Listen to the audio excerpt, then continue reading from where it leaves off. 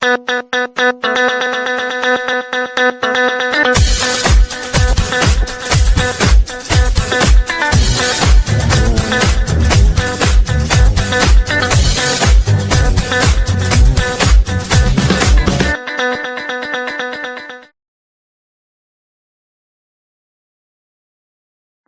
is up, everybody? It's Dr. Vibe here, host and producer of the award-winning Dr. Vibe Show, the home of Epic Conversations.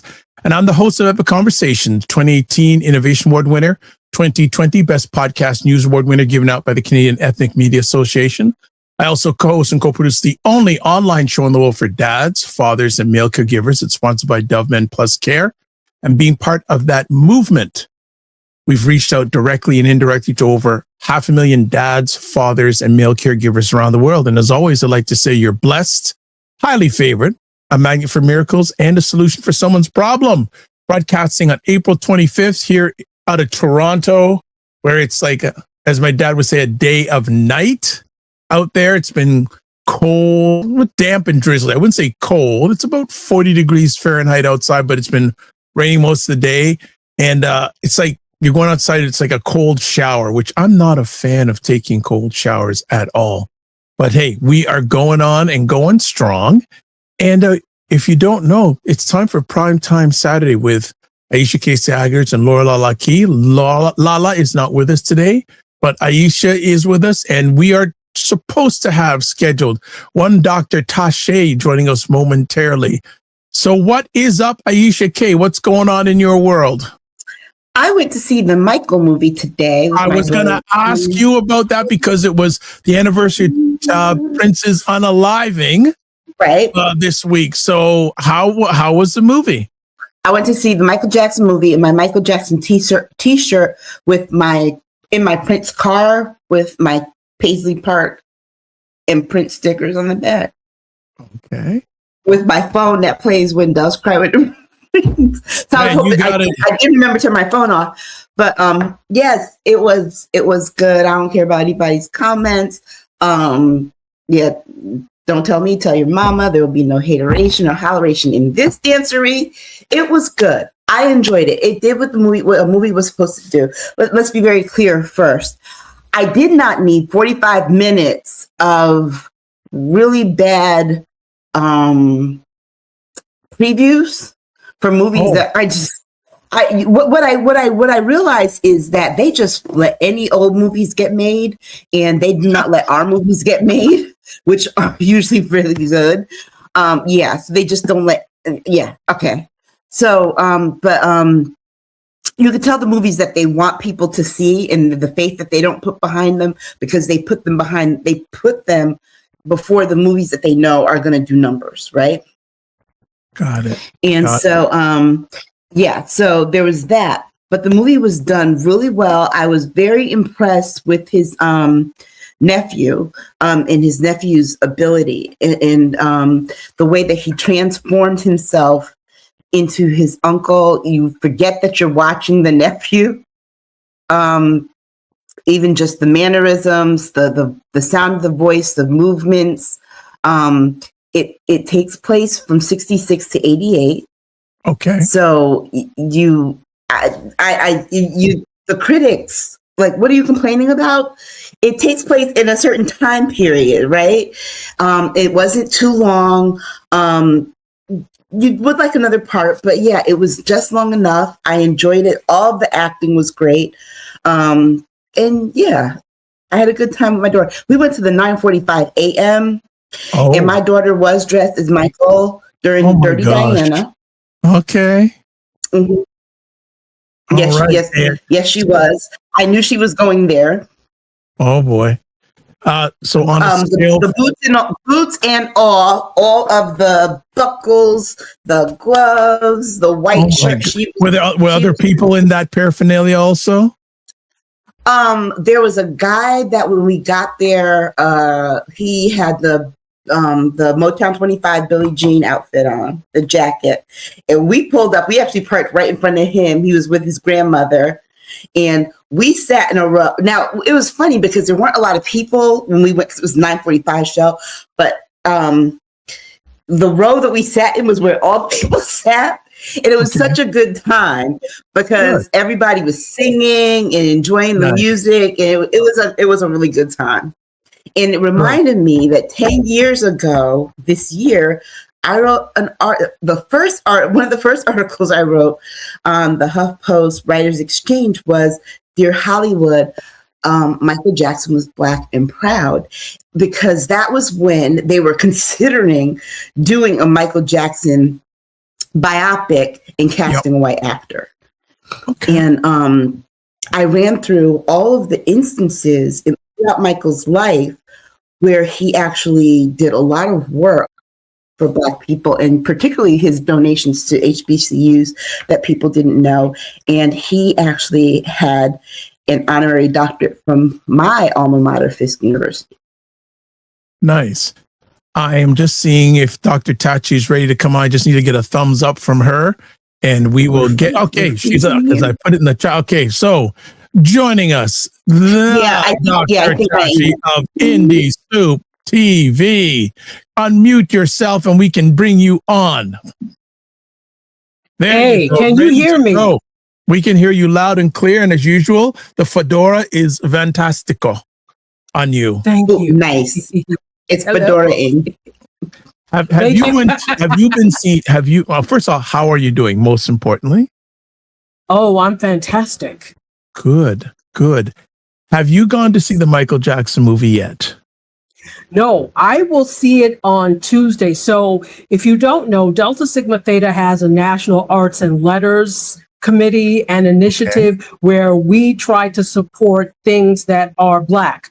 And so one of our initiatives is to see this Michael Jackson movie. And so we've rented out a theater and we're doing that Tuesday evening, I believe. Yeah. Okay, rented out a theater. The tickets are all good. Yeah. We always do that. We did that for Black Panther. We did usually any major Black movie that comes out. We will do different chapters. We'll do that. So my chapter is rented out a theater, and we're doing that. So I will see it next week. Okay. I'm gonna go see it again. Okay. Wow. Okay, so 2 times. Okay. All right. So Aisha, what's a win you've had lately other than going to see the Michael Jackson movie? My mom is making it to 75. Whoa. She's pretty young. Yeah. Fantastic. So you're going to be celebrating with her next weekend, right? Mm-hmm. And you pulled off well, that'll be good. And before we went live, you pulled off a surprise on her, right? Well, it wasn't a surprise, but my mom and her girlfriend, they got to go to Atlantic City. So got to help things. So So Dr. she got to spend this past week. Yeah. Dr. Tachi, what's a win you've had lately you'd like to share with us? Oh, it's a win for me. I found a new microphone. Now, I love the microphone that I have, but I found, and usually this brand is not on my radar for microphones, but Carlos Phoenix had this, and I said, if Carlos has it, it has to be good. Yeah. So this is if you could see the lapel. Yes. It's wireless, and it's from Boya. Now, this is the charging case, but it is also a microphone itself. So it comes with 2 lapel mics, and this turns into a handheld microphone. It comes with a stand if you want to put that on. And if you hear me, I tested it this morning, and I'm like, this sounds really good. And so as you can see, this is the case, and it has the other one in it. So that's a win. So is it Bluetooth then? Yeah, it's Bluetooth. Very nice. So it's wireless. Nice. I'm hands-free. I decided that I would check this out today on the show, and so as long as you guys say I sound good, I'm good. Yeah, sounds good. Sounds very good. Wireless. All right, Carlos. I agree. If Carlos Phoenix is using it, then that's enough. That's enough. That's a check. That's a check for me. Because this will be good for when I'm doing things in the field. Yes. That will be good for me. So, yeah. Excellent. Jen Meyer says, hello, everyone. Good to see you, Jen. Also says, Dr. Tachi. Dr. Tachi. Jen! There we go. We're not going to talk about it in depth today. So before we go on break, anything we want to say about what's going over the other side of the world with that war No, thing? we'll hear about it this week, I'm sure. Mr. Diarrhea of the mouth won't stop talking about it. Well, the peace talks, the peace talks are off again now because I think Iran sent their representative home, and so they're not happening again. So they said they weren't going. Well, that's right. That's right. That's right. How do you have peace talks in one half because they're not going? Dr. Tachi? How do you take them seriously when this is not an administration that values peace? I'm not trying to say that the other side is, Mother Teresa. I'm not. But it's clear that they instigated it. They don't value peace. Why would anybody believe anything they say? They've set themselves up not to be believed at this point. So peace talks, yeah, okay. It's really going to be a bully session, if you ask me. So, yeah. I heard a report this week. Caroline Levitt, whatever you think about her, we did mention she's going on maternity leave. Yes, I said she's not coming back. Yeah, guess who's going to be replacing her in the interim? It's just going to be Stephen Miller. Well, apparently 47 and members of his cabinet are allegedly going to be replacing her.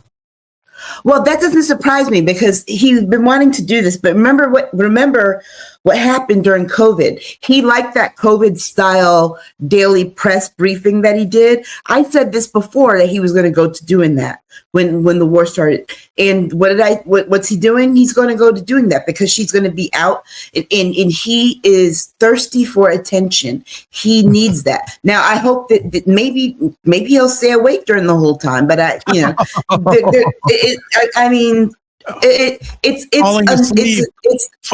a report yesterday of him falling asleep. But she's not coming back. I don't think she's coming back. And to Aisha's point, definitely the thing that happens now is what people don't realize is when you're the president, you don't get a daily opportunity necessarily to speak about things. You're a little more, there's more in front of the scenes in front of you than you are, if that makes any sense. And so that probably has been a little disconcerting for him because he likes attention. And so now, as Aisha said, this gives him the perfect opportunity to get in front of people. But here's the thing. It's going to be very controlled. I can see some more controls that they'll put on the press because he's not going to want to answer anything reasonable or sensible. It will probably be predetermined. There'll be probably predetermined questions. It will be very controlled so that he can, by his own, doing, but also they're doing, because he cannot, and the way he is now at this juncture, he can't do daily press briefings and have it be successful. No. And they're going to limit the press that is there too. Exactly. Well, I thought we wouldn't see any of you two today because I thought you'd be invited to the White House press dinner tonight. Oh. and it's going to be a cluster, when they have changed the entertainment from a comedian to a mentalist, because this man has no sense of humor. And bottom line, the fact that he's showing up, any media person that's going, I know that some say they're going because that's where they get network. They're going to be able to network and exchange information and stuff. I don't buy it. He is that's going. Rubbish. His only reason for going there is to sit there and insult them for an hour and a half straight, and them sit and take it. Well, apparently, at most of the tables, there going to be a cabinet minister sitting at each one of the tables. So figure. Who needs that kindergarten babysitting? If I were a major a member of the press where I would be invited to the White, first of all, I wouldn't go.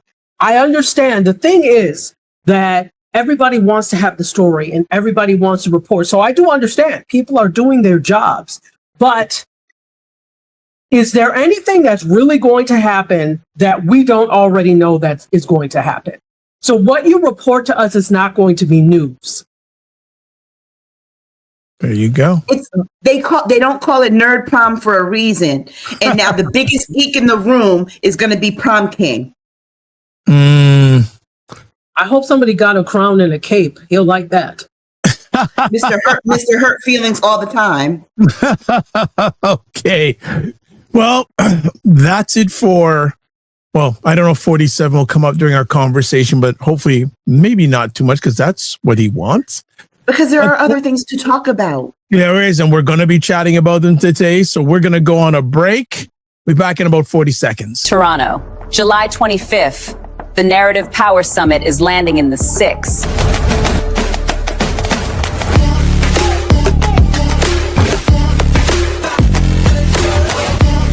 This is about ownership.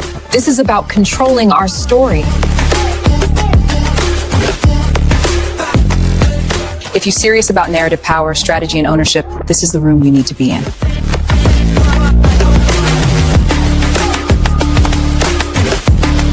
To get your tickets, go to africandiasporanews.org/Canada. I'll see you in Toronto.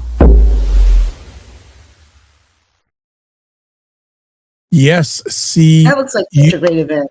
Pardon me? That looks like such a great event. It's gonna be, like I said, and the least of reasons is I'm hosting it and I'm leading the panel discussion, but other people are coming up, like especially Philip Scott, who powers the ADNC channel on YouTube. And there's about 5 different shows on that platform, and they get about 19 million visitors a month. Wow. And he has built that platform over the last 8 years, and now he's taking it to, he's created his own app and trying to get people to on his own app so they don't have to be controlled by an algorithm on it. Wow. So he said, I listened to the other day, and he said if he gets 1% of all the YouTube subscribers to purchase the app monthly, they're good. That's all he's looking for is 1%. That's it. Wow. That's it.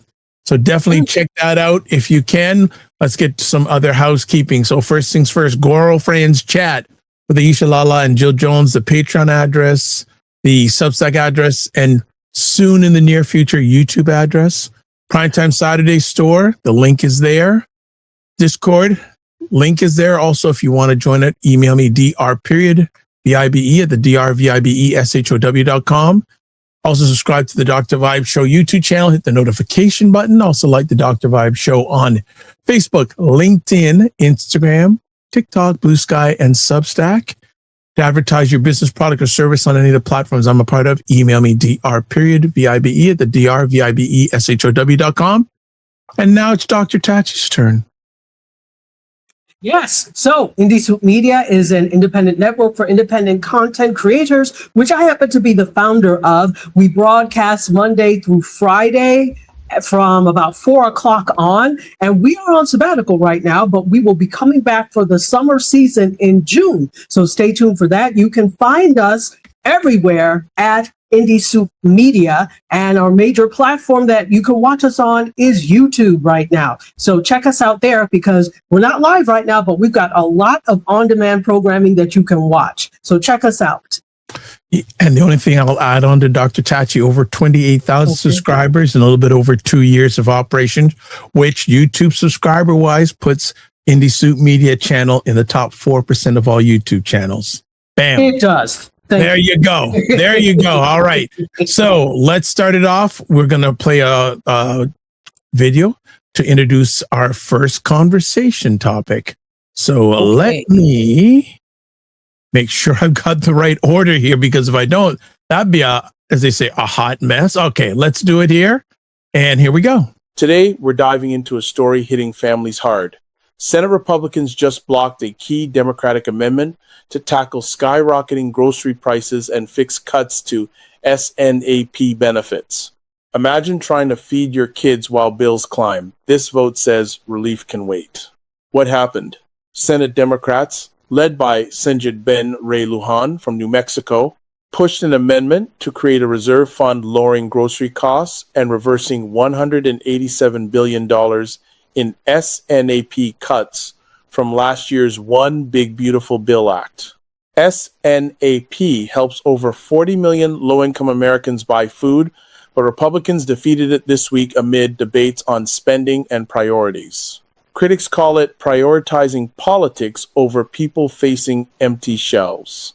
Why it matters. Grocery prices are still up, hurting Black families and working families across America.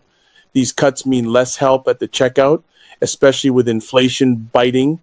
Republicans argue it's about fiscal responsibility, but Democrats say it's leaving millions hungry. For entrepreneurs and communities we cover, this blocks real relief when every dollar counts. Impacts and call to action. Communities of color feel this deepest SNAP isn't charity, it's survival. What's next? Watch for more fights on farm bills and budgets. Hit the comments. Should grocery relief come first, or is spending the real issue? All right, our first conversation piece. Senate Republicans in the U.S. block grocery cost relief and SNAP fix. Kick it off, Aisha. Yeah. Well, we should be clear. The largest percentage of people on SNAP are actually white Americans, particularly in the rural areas of this country. And they're the ones who got hit the hardest by the cuts to SNAP. Now, this bill went, and that's why you have these two Senate Republicans vote with Democrats to vote on this bill. Now, what this bill was to do was to repair, create this reserve account to kind of create that a kind of reparations, if you will, to repair the damages by that big, ugly bill that they passed last year to restore 187 million. I think it's million with the it might be billion. Yes. Million. You're right. Yeah, I believe it was. Yeah, to restore that amount of money to the SNAP fund. Mind you, it was one of the people was Susan Collins, because Maine, if you don't know, I live on this part of the country in New England. Maine is a very rural state. Very rural, where people live on streets that don't have street names. They're like routes. Postal routes, okay? And there's a lot of farm country in there. Now, this would have restored not just SNAP, but you have to understand what that does to farmers, U.S. farmers, who are now asking for a bailout because this Iran stuff has them tripping, because fertilizer, they can't get fertilizer. Planting season is almost past, and they can't get fertilizer because where they usually get it? From overseas. And the Strait of Hormuz is closed, and they can't get their fertilizer to do their planting. So they're going to be out some money.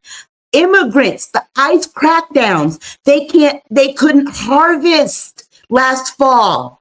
So they were out some money. In SNAP, usually they are able to trade locally on some goods, and SNAP is usually how they get SNAP usually puts a lot of money in, because they usually go to the public schools. Public schools do a lot of buying from local farms to feed school kids, to do the school breakfast lunch program. What it was one of the things they cut when they cut these SNAP funds, they cut those services to these public schools where farmers were supplying food products for these meals. So part of why they wanted to restore this was because they were hearing from farmers. But also too, this would have helped the grocery prices for the rest of us. Why is it a supply demand thing? Well, kind of, yeah, because when you remove that buying power, particularly in rural areas, when they depend on that constituency, They don't decide, oh, well, we'll just lower prices and then people will buy more. No, they don't. They raise the prices on the rest of the constituency, the people, the residents in that area to make up for the lost profits. Remember, that is what they do. That is why your costs have gone up. And once they see that you're willing to pay, they don't go down. So for all of you who were worried and complaining that you voted for this man because you thought he was going to lower your cost of eggs and your cost of milk and your cost of groceries, they had an opportunity this week to vote on a bill that would have done grocery price relief, not just by the SNAP reserve, but it would have impacted the cost of groceries for everybody. And the Republicans said, nah, we good. Y'all keep paying high costs. Only 2 Republicans, 2 Senate Republicans, only 2 voted with Democrats to help lower your costs. 2. Before I have Dr. Tachi jump in, hello, Regina. Regina says they have money for ICE, but not SNAP. I'm seeing panicked shoppers in the local grocery store. It's sickening. And she also says, hey, Dr. Tachi, so good to see you here. And not only that, but Donald Trump said out of his own mouth, we don't have money for Medicaid. We don't have money. We can't fix childcare. We need money. We just need to do the military. The same week that they went in to ask for more money. Now, mind you, they're also running out of the Tomahawk weapons. They're about to ask for more money to build more of those that they're using frivolously, according to military operatives, when smaller weapons would do, because Ukraine's using smaller weapons and they're pushing back on Russia. They're about to ask for billions when 187 million would have just lowered their grocery costs. And they said, no, we good. Gee. I co-sign on everything Aisha said, 110%. Since she brought up the military, there's something that's also very troubling that's happening with the military. And we're talking about food. Okay, well, it's more important to fund the military. They're not eating either. They're not eating either. This is a major problem. So for looking at that, they are rationing right now because nothing can get to them. So where's the supposed money that you want? Where is it going to go? Not to feed them. I saw one report of somebody that was talking about a service member that the spouse was saying that in this time, the husband has lost like 17 pounds. Mm-hmm. If you are going to do that type of thing, which of course I'm vehemently against, but shouldn't you have proper nutrition to ensure you're making good decisions? But again, that's too much like right. And I'm using my own ruler to measure other people's common sense. I'm sorry. I apologize for that one. So secondly, with this, conservatives and Republicans see poverty as your personal failure. So they don't feel beholden to bring you out of something that is your fault. You didn't try hard enough. You should have gone to school. Who told you to have more than one child? Who told you to have any child? So the whole thing is they keep pointing to poverty as an individual failure rather than a systemic one, and therefore don't feel any need to assist in that, which is why it's very easy for them to vote against these things. In addition to being scared of the sleeping giant in the White House. I don't know why, but that's another thing. There's that fear there, but also they simply don't care because they see it as a personal failure. And then third, let's talk about the farmers thing. So much is there But when we look at it, the farmers aren't eating either. And this is why. People say, oh, they're farmers, they can grow food, but most farmers are commercial farmers and they're growing 1 or 2 crops, not enough to feed themselves. So my dear, they too have to use the grocery stores or whatever, the trading posts, whatever they do in the rural areas to get food. They can't provide everything for themselves. And so the very thing that they need, they voted against. So I'm sorry to say, I don't feel sorry for the conservative farmers who thought that Cheeto Satan was the best choice for this country, as long as it didn't affect them, as long as it was going to affect immigrants, Black people, other people of color, women. They didn't give a. But now the chickens have come home to roost, in the words of Malcolm X, and now it's a problem. Now they can't eat either. So I just wanted to put all those things into perspective to add to the wonderfulness that Aisha already said. There wasn't much I could add, but hopefully this was useful. And, and the thing is that they keep saying you should try harder, work harder while rigging the system, because also this week, one of Trump's sons got a $24.5 million government contract that he didn't earn. What the hell did he do to earn a contract aside from being the offspring? These people are barely literate and they keep gleaning all of this. All of this, making all this money at your, yes. These are your tax dollars. Which is why it's so infuriating. Right. Not only that, but the big but in the Oval Office is negotiating settlements of your tax dollars for being inconvenienced, for being investigated for crimes he actually did commit.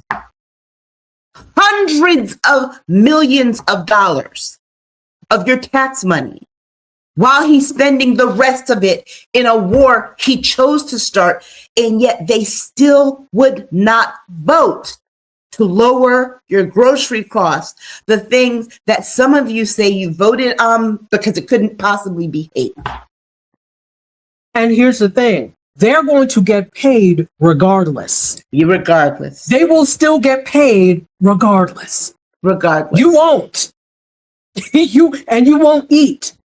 And it puzzles me. But again, this is all by design, and this has been a slow drip for decades. This is not something that just came out. Let's educate the public. No, this has been a slow drip for decades. Right. And it starts, let's just take civics out of the school. Let's do this. Let's do that. Let's get them comfortable enough. And then, bam, we'll hit them with it. And so you've got an undereducated public that knows not what to do in these types of cases and is really genuinely confused as to why the tables have turned and why things are not working out for them. They are genuinely confused. And I'm like, you're really confused? This shows how daft you are. And I'm not going to be, I think we have to stop being nice to them because they don't deserve our kindness, our pity, our warmth at all. You're stupid and you voted stupidly.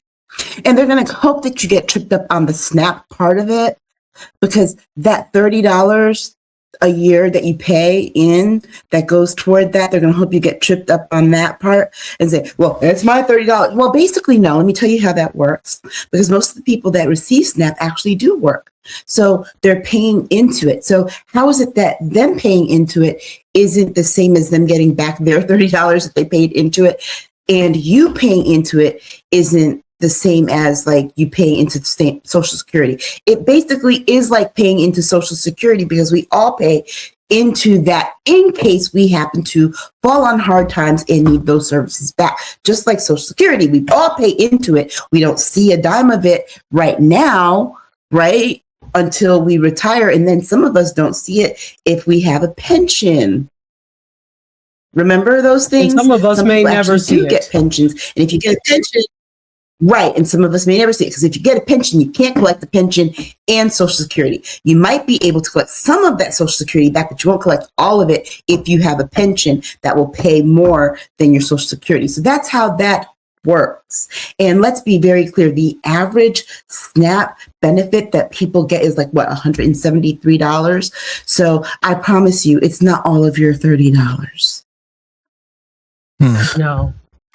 So but people will get tripped up on that part of it and not realize that little, yeah, you might get that little, yeah, okay, fine. But realize maybe $130 of what you paid in taxes is going toward a bomb. All right. If I have permission, just want to catch up on some comments. Regina says Maslow's hierarchy of needs, the basic physiological needs of citizens are not being met. Food, water, shelter, clothing, etc. This will not stand. She also says, as a former social worker, teacher, the impact of these cuts is making my stomach turn. It's violence against we the people. And that's why the rich are getting very afraid when they hear more and more often people are saying, eat the rich. Because they're taking, why do you think, here's the thing, why do you think this judge, in looking at these plans, had to put this out, that the bunker, Trump is like really upset about that, about the judge putting out that they had exquisite plans for building a bunker under the ballroom. Keep that in mind. Regina says, I'm not doing well because people I know have had their SNAP benefits cut by 60%. Yes. Yeah, they said that in the big bill. They were cutting them by 60%, particularly disabled and particularly elderly. 60%? Yeah. That's crazy. So someone in capital letters says they complain about people in poverty while they steal from the entire world. Everything they have is ill-gotten gains. And let's be clear, Absolutely. They complain about people in poverty and then they stole from people in poverty. They didn't, and here's the thing, the rich didn't take from other rich people. They took from poor people. They took from destitute people. They took from elderly people who worked minimum wage jobs and saved up just enough to live in poverty in their old age and took from them. In fact, they're in cahoots.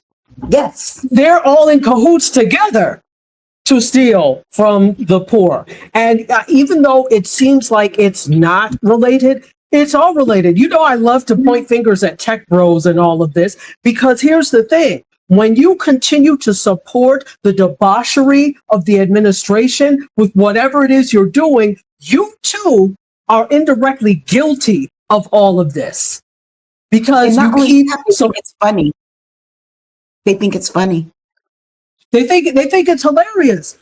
See, we have more power than we actually think we do. So when it comes to those types of things, the problem is we won't stop patronizing people that are responsible for these things. That's the big problem. I mean, we made it work with Target, but for other things, we think that it's too impossible. Well, it's actually interesting too, and I'm just being neutral here. Look at what the small country of Iran is doing to America. Hey, I'm not saying. I'm just saying. Let me tell you something. I want to put this in your mind, because you brought up a very good point, Dr. Tachi. In the tech bros, a lot of these people who have a lot of this money are tech bros. This 1%, the majority of them are.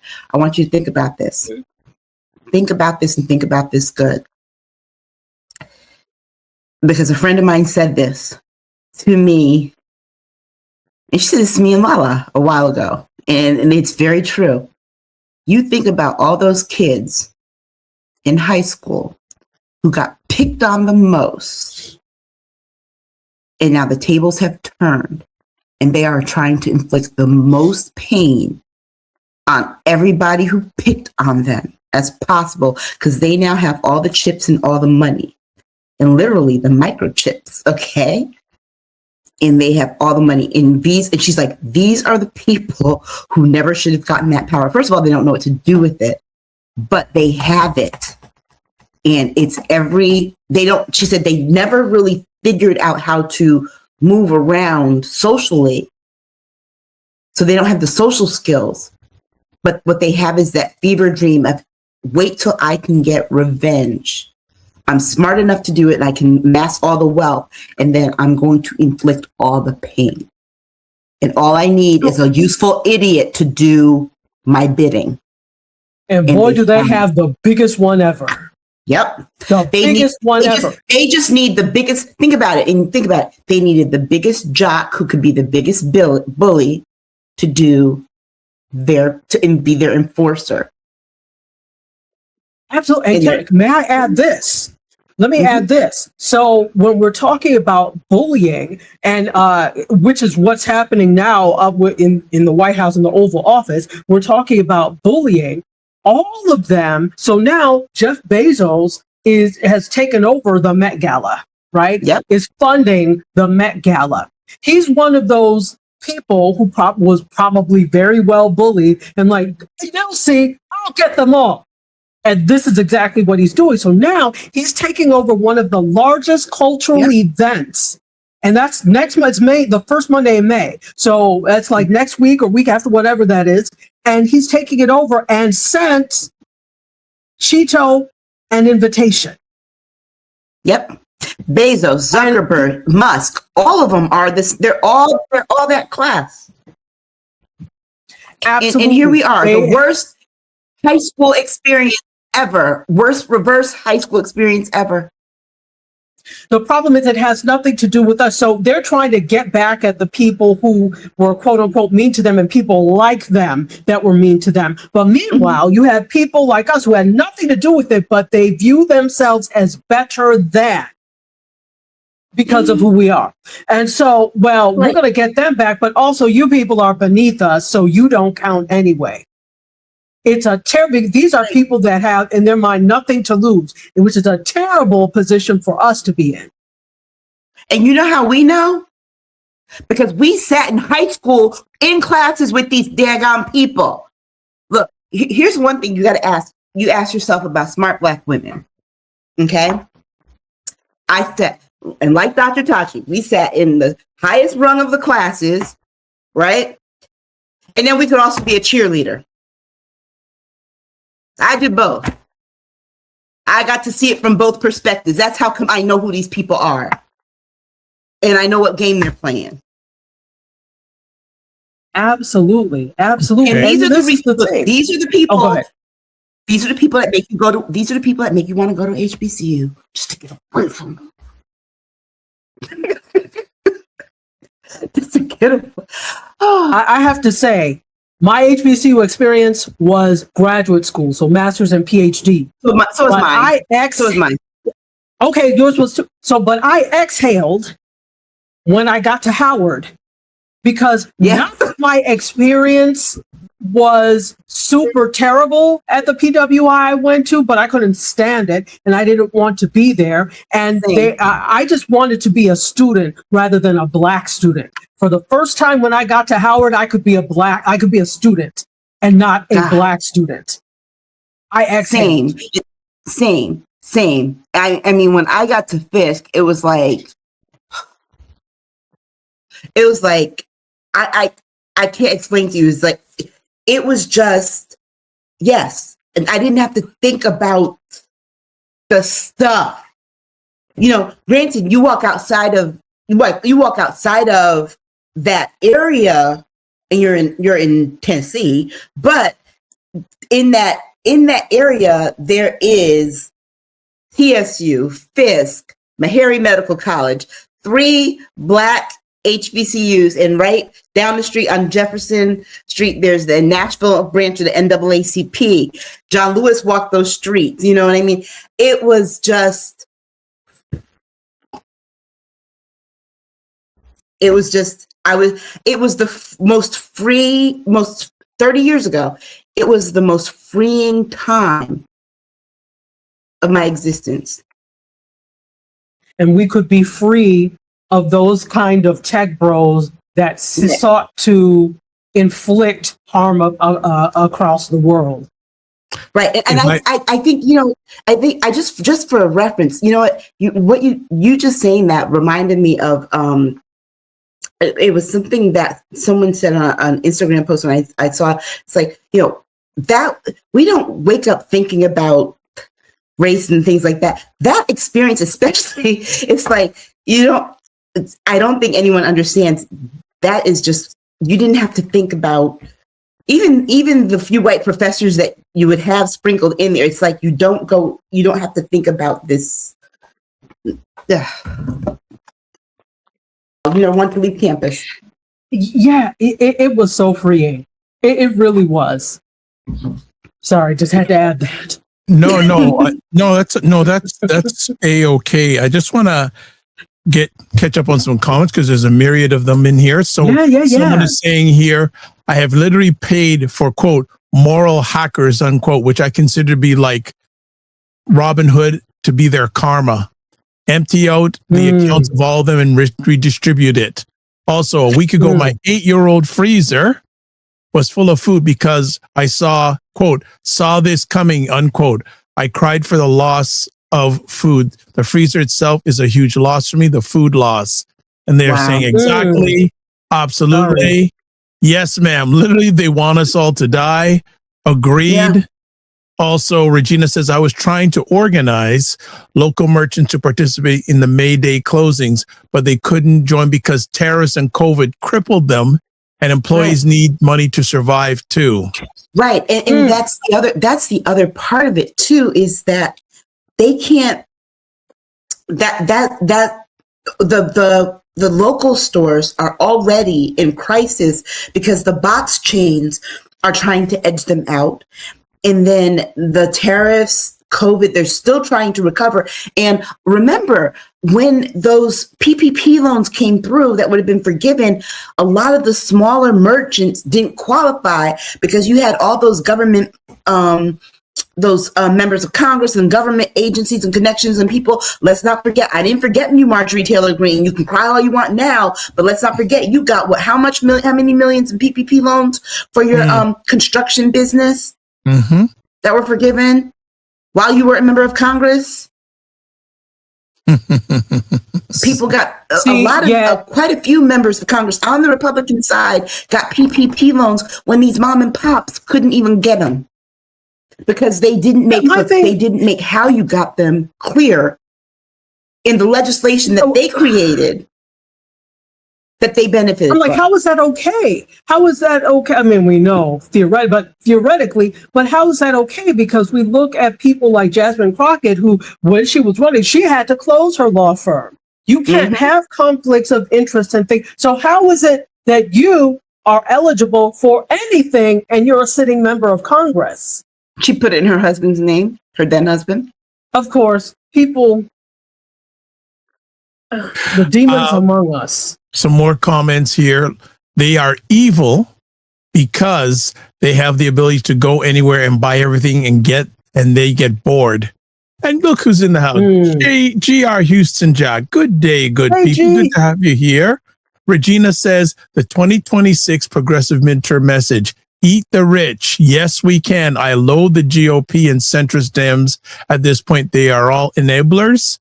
And then one more comment here.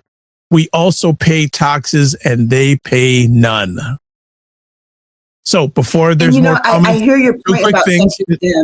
Just give me two quick things. First of all, if you're watching this live or on replay, you see in your top corner, there's a QR code. If you scan that will get you to the Dr. Vibes Show YouTube page where you can watch more epic conversations like this. And if you haven't subscribed, what's stopping you? And then I want to do a quick poll here because we are talking about food and the importance of food. I know this may be a pretty obvious poll, but I want to put it up. Why isn't coming up? Like the obvious sometimes. Oh, I got to show it. There we go. Prices lately. 1, way up. 2, holding steady. 3, actually down. So if you're watching this live, press 1, 2, or 3. We can do a live interactive poll. Who wants to continue? Because I have a question for both you too, but I know there may be more things you want to share on this. Go ahead, Dr. But Tachi. I have a clarification on this. When you say prices, are you talking about grocery, gas, or just in general? Just in general. In general. Vote 1 or 2 or 3. Okay. And most people are saying 1, way up. And it's interesting. Why isn't it registering? But I do see most of you are saying 1, way up. Okay. Anyone else wanting to continue? I'm dreading going to the gas pump. Listen, and it's not good for the car, I know, but I'm the one that runs on fumes. That comment about the centrist Democrats. Okay, let Dr. Tachi go, then Aisha. Dr. Tachi, continue. Yeah. I think there's a little delay for her too. Yes, so, there is. Yeah. Yeah, no. Yeah, so we're having a thunderstorm, so my Wi-Fi is shaking. Oh yeah, no problem. So I'm dreading going to the gas pump because I'm one of the ones, and it's not good for your car, but I will run it on fumes. So I know exactly when it gets to E, how long I have before I have to get it. And then I don't drive too many far places, but last week I did because we had a lot of events. And so last week I did, and I'm like, oh, the gas is almost gone. And usually I can keep a tank of gas for like a whole month. So now I haven't bought gas in probably about 2 months. So now I'm dreading going to see how much it's going to be. So when I looked, it looked like it was close to $4. I'm not happy. Some more comments I here. gotta put gas in my car. It's $4.09 today.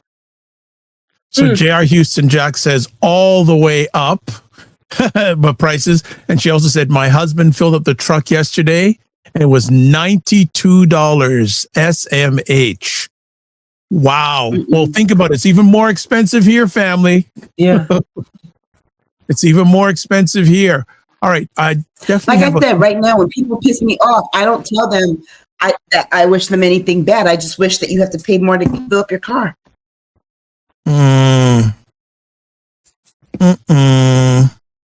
May the gas gods punish you. Right. So let me ask, this is a conversation of this fiscal responsibility versus food security. Where's the line need to be drawn here? Well, at the tax law, I know that people are upset with what Mandami is trying to do in New York City with a city-owned grocery store to drive down costs. But this is where we are right now. This is where we are. People have to be able to afford their groceries. Not only that, but people who are on SNAP, people who are on fixed incomes, which right now is everyone, they need to have their dollars go further. They need to have their groceries go further. I made rigatoni yesterday, right? It cost me $40 for one meal for just literally pasta sauce, ground sausage, ground chicken sausage, peppers, and onions. That's it. Those were the only things I needed yesterday. Three peppers. I didn't even buy green bell peppers. I bought the pack of red, yellow, and orange because one green bell pepper was $4. The pack of the 3 was $4. Everything else I had at home. Huh? $4? Yeah. $3.96 for one green bell pepper. Not that expensive up here, believe me. Right. And the biggest part, I just happened the ground chicken sausage was on sale, but I spent $40 in change on just those 4 things. Go ahead, Dr. Tachi. So you're asking where the line in the sand is for this? Well, definitely what Aisha said about Mamdani, I was going to bring up as well. But here's the news flash. The line in the sand is that we are paying already for this. You know how they say Jesus paid the price? We've already paid for this to our taxes. It's not free. All this money that you have that you're budgeting, you think it just dropped out of a coconut tree, to use Kamala Harris's word? It did not. We paid for this. It came from us. So since we're paying for it, you have a duty to ensure that things are livable. This is what we pay for. We're paying. Otherwise, there's no need for us to pay taxes, right? Except throw you a few coins every once in a while so you can fix roads and infrastructure and stuff. But the very point is, we pay for so many separate things locally, statewide, and federally. Why are you not doing it? It boils down to you're not doing what you're supposed to do. So the line in the sand, if you ask me, is we've already paid for this. Give us what we've paid for. But to make people feel bad about these things, that's when you bring up, who's on SNAP? Who uses these benefits? The types of people. So you don't want to be connected with that at all. Meanwhile, we've already paid into the system for that, but you don't want to look like a freeloader because they loathe freeloaders. Meanwhile, they're the biggest freeloaders. The line in the sand I want to be very already paid. And I want to be very clear too. You complain about that $30 that gets taken out that goes towards SNAP, right? And I said the average benefit, $173. Average. That's most people get around that. Most people get between $100, $300, right? Family of four, maybe. But I want you to keep in mind what your U.S. senators and Congress members make: $174,000 annually. Base. That doesn't include what they get for travel, what they get to staff their offices, what they get for what the speaker gets $220,000 base. Okay. Party leaders get $193,000 base. It also doesn't include their benefits. They get a pension if they serve X number of years. Why do you think Marjorie Taylor Greene retired when she did? So she could collect a pension. Okay. They get office expenses and allowances. They get their phones paid for. Okay. So think about those things and guess where that money comes from? Your tax dollars. Us. So that little $30 that you pay for that goes towards SNAP, think about how much more of your check that you pay for in taxes goes towards that. And remember that refund that you got, and they're bragging, Americans got more out their refund this year. First of all, that's a one-time thing, because that was put in that bill. That's a one-time thing. Yeah, you might have gotten a little bit more, but think about how that didn't go as far. You needed that money because you paid more in groceries and gas. And the thing is, the whole thing is, I'm sorry. I didn't mean to overtalk you. No, I'm done. You're good. Not hit again. The whole thing is bullocks, because for those of us here, we just did taxes, right? And so when we got whatever little bit back, I'm like, that doesn't cover what I've spent in expenses for what I need to do. That pittance was nothing. So the thing is, there's also a thing of trying to convince people. And again, the people who are aligned with that way of thinking are so grateful and so happy, and they're content. And that's the problem sometimes with contentment, that you settle for anything. So they're happy and they're content with whatever little pittance, because they've been socialized to believe where they are is good, and that's all they can ever be. The problem with people like us is we reach for the stars. We think there is more to be had, and that we deserve more. In fact, it's that we are deserving of more. And people who don't want to give you more don't like the fact that you deserve more. They know that we should deserve more even for the very point that you paid into the system and you paid for it, we all deserve more. But some people are satisfied where they are, and those are the type of people they like. They don't like people who are unsatisfied, because those are the people that fight. Yeah. And here's the sleight of hand that they pulled on us, which was just the worst part. With all these things and the prices and all this stuff that has happened over the last year, and the prices and stuff going up and everything, and then them cutting all the jobs. Because let's not forget the Hatchet Act that Elon Musk pulled last year, right? More people actually would have qualified for a lot of this stuff, except that they changed the requirements, which made them ineligible for the very thing that they then created. They created a mess and then made it impossible for the people who would have fell into the pool to get covered. Go ahead, Dr. Tachi. Well, I just wanted to ask a question of both you and Aisha, if I may. Is there a way out of this mess? So my thing is, we're talking about this. So now what? Is there a way out of this mess? What the hell do we do? I know you don't live. I know you don't, but you have very good insight into what's happening. Okay. Here. Yeah. Leave the country. Well, you know, I'm gonna say this, and I brought up the example. Look at what Iran is doing to America.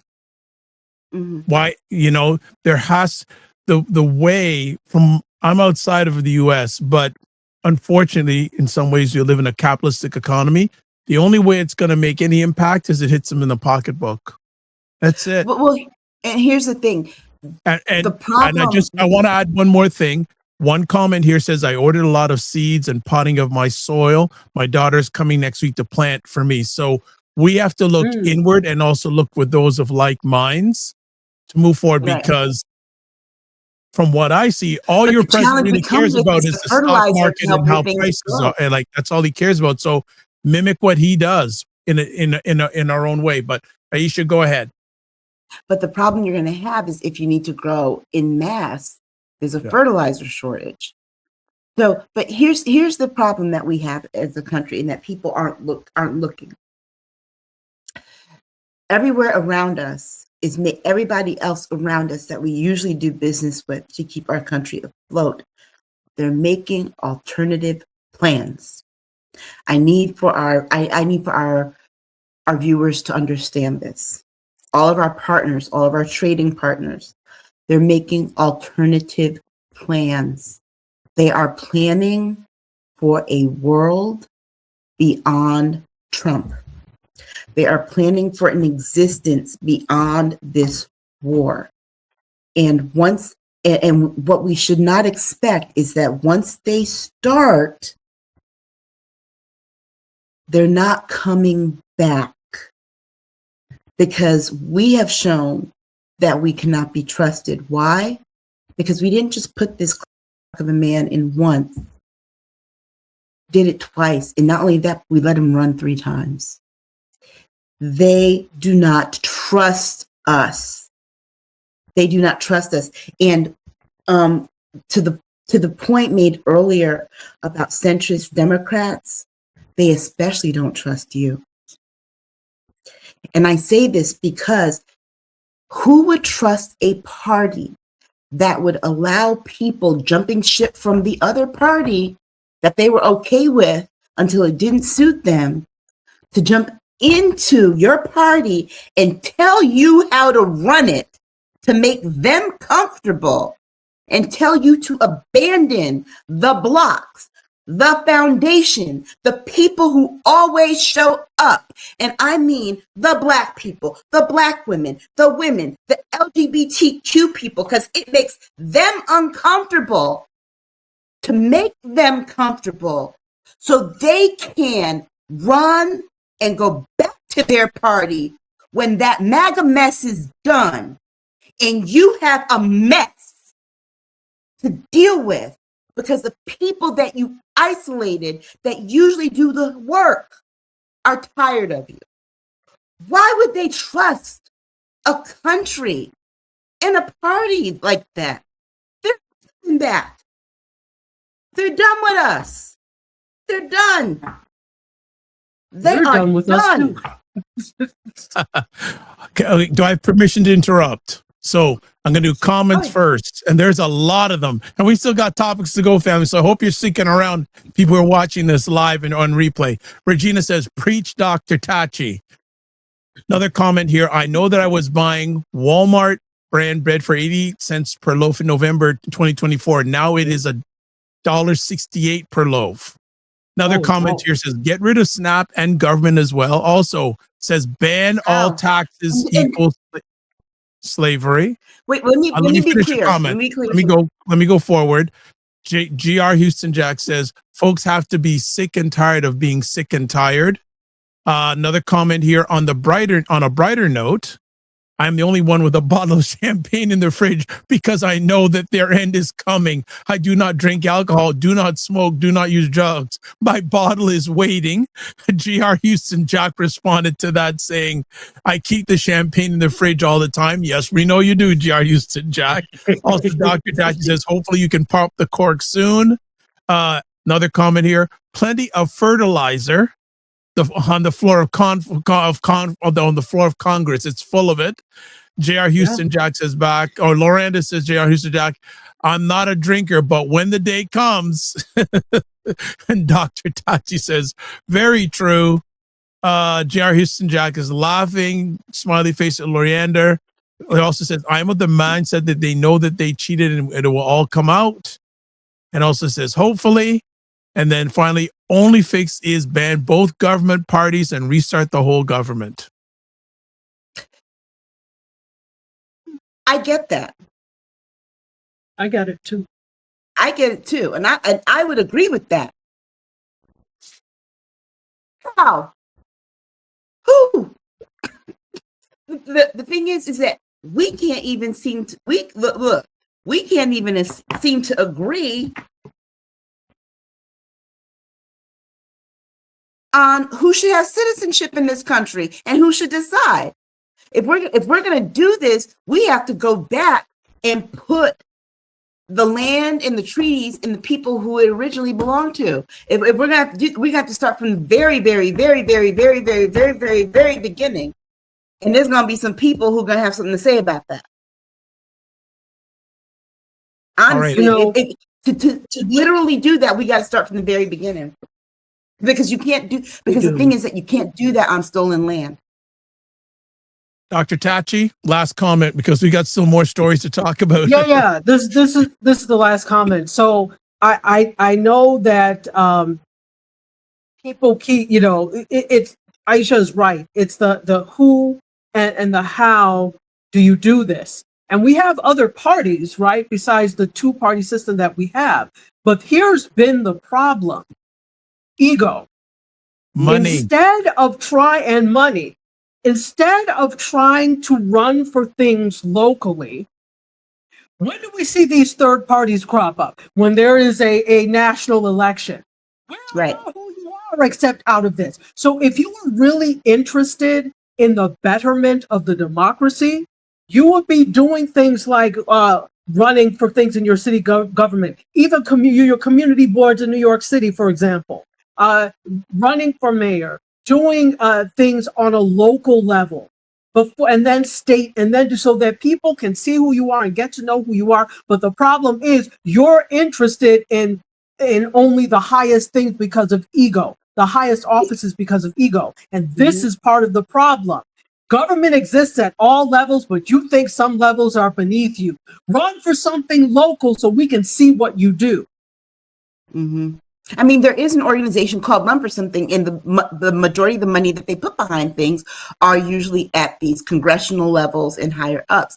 There are, I'll tell you, Working Families Party does do more down ballot races than some of the others because they start working with unions. But like Dr. T said, that then becomes the problem, I think, is that people do not do a lot of low level organizing. I have a question for both of you guys. Quick one. Is the U.S. becoming one big food desert? Desert? Go ahead, Aisha. I think she froze. Oh, yeah, she may have frozen. Yeah. Okay.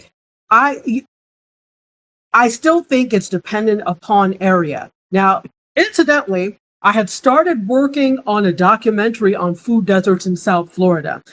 We didn't finish it because we got into some other stuff, and so we never finished it. But the research I did for that was invaluable. And so as long as you have enough money, never a food desert will touch you. And as long as you live in the right places. I don't think we're at the point yet where it's a massive food desert. Who's going to be hurt worse are the people. Now, a food desert, for those people who don't know, are people when you live in a neighborhood where there is no food outlet for you within 2 square miles. That's a food desert. There are several places like that, and rural places have it even worse, right? So I don't think we're at the point where it's a mass food desert. But the people that are affected now and will continue to be affected by this and even create more food deserts are people in more impoverished areas, because they tend not to put grocery stores, etc. there, and people that live in rural areas. Where I live right now, Publix is the big thing here. I have within like 1 to 2 miles 4 Publixes near me. 4. I'm like, and they're on top of each other, not to talk of the other places. So I don't have a problem in terms of food desert, but somebody else that lives west of 95, they're probably going to have a little more problem than I would. People that live in more rural areas in Florida, they're going to have a problem. So to answer your question, we're not at the point where this place is a big food desert yet, including people who have always had access. But I don't think we'll get to that point, because people who have had access will always work to ensure that they maintain that access, come high or high water. Yeah. Yeah. Anything to add, Dr. Tachi? You mean Aisha? Aisha, sorry. Aisha. No, I mean, and like what you said, the with the hate crime that happened in Buffalo, one of the issues behind there when they had to close it was that it was in a food desert. Yeah. Yep. Mm-hmm. Yep. All right, let me do some last comments. We'll move on to another conversation piece. So, comment here saying, I have found the best way to make my point with anyone who wants to justify their ignorance is like saying like-minded people, like-minded people. And the person says also, I've had the dreams of the White House destroyed. Another person says it belongs to whoever conquered it, in regards to who owns it. And also the Cherokee Indian says, you don't get to tell anyone who belongs here. J.R. Houston Jack says, I just want citizens to do their civic duty again.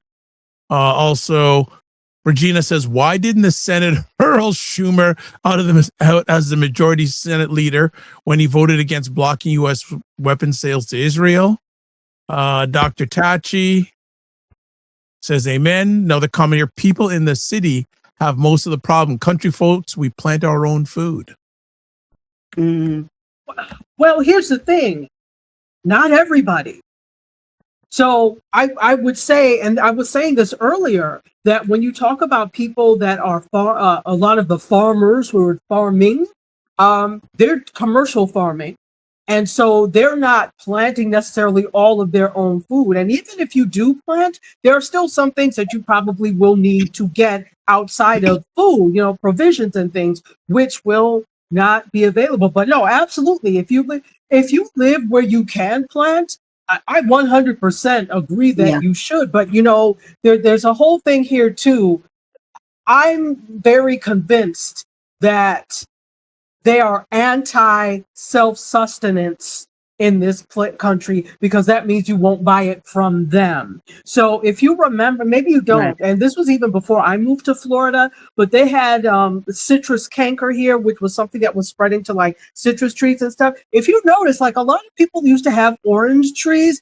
Not as many people have like orange and citrus trees here in South Florida as they used to, because what they did is they cut all those trees down and then replace them with some nonsense kind of trees. Now, this was before I moved here, but why do you think you didn't need to cut all of them down? That was unnecessary. But you did that because if you produce this for yourself, that means I can't sell it to you for what I want. Well, one of the things that people used to do from this region of the country, especially in the 80s, used to go down to Florida and get the oranges, they get the sugar cane and get the pecans and come up this way. I haven't seen people go down to Florida just to pick oranges for the longest time. All right. These last comments. Oranges are coming out of California now.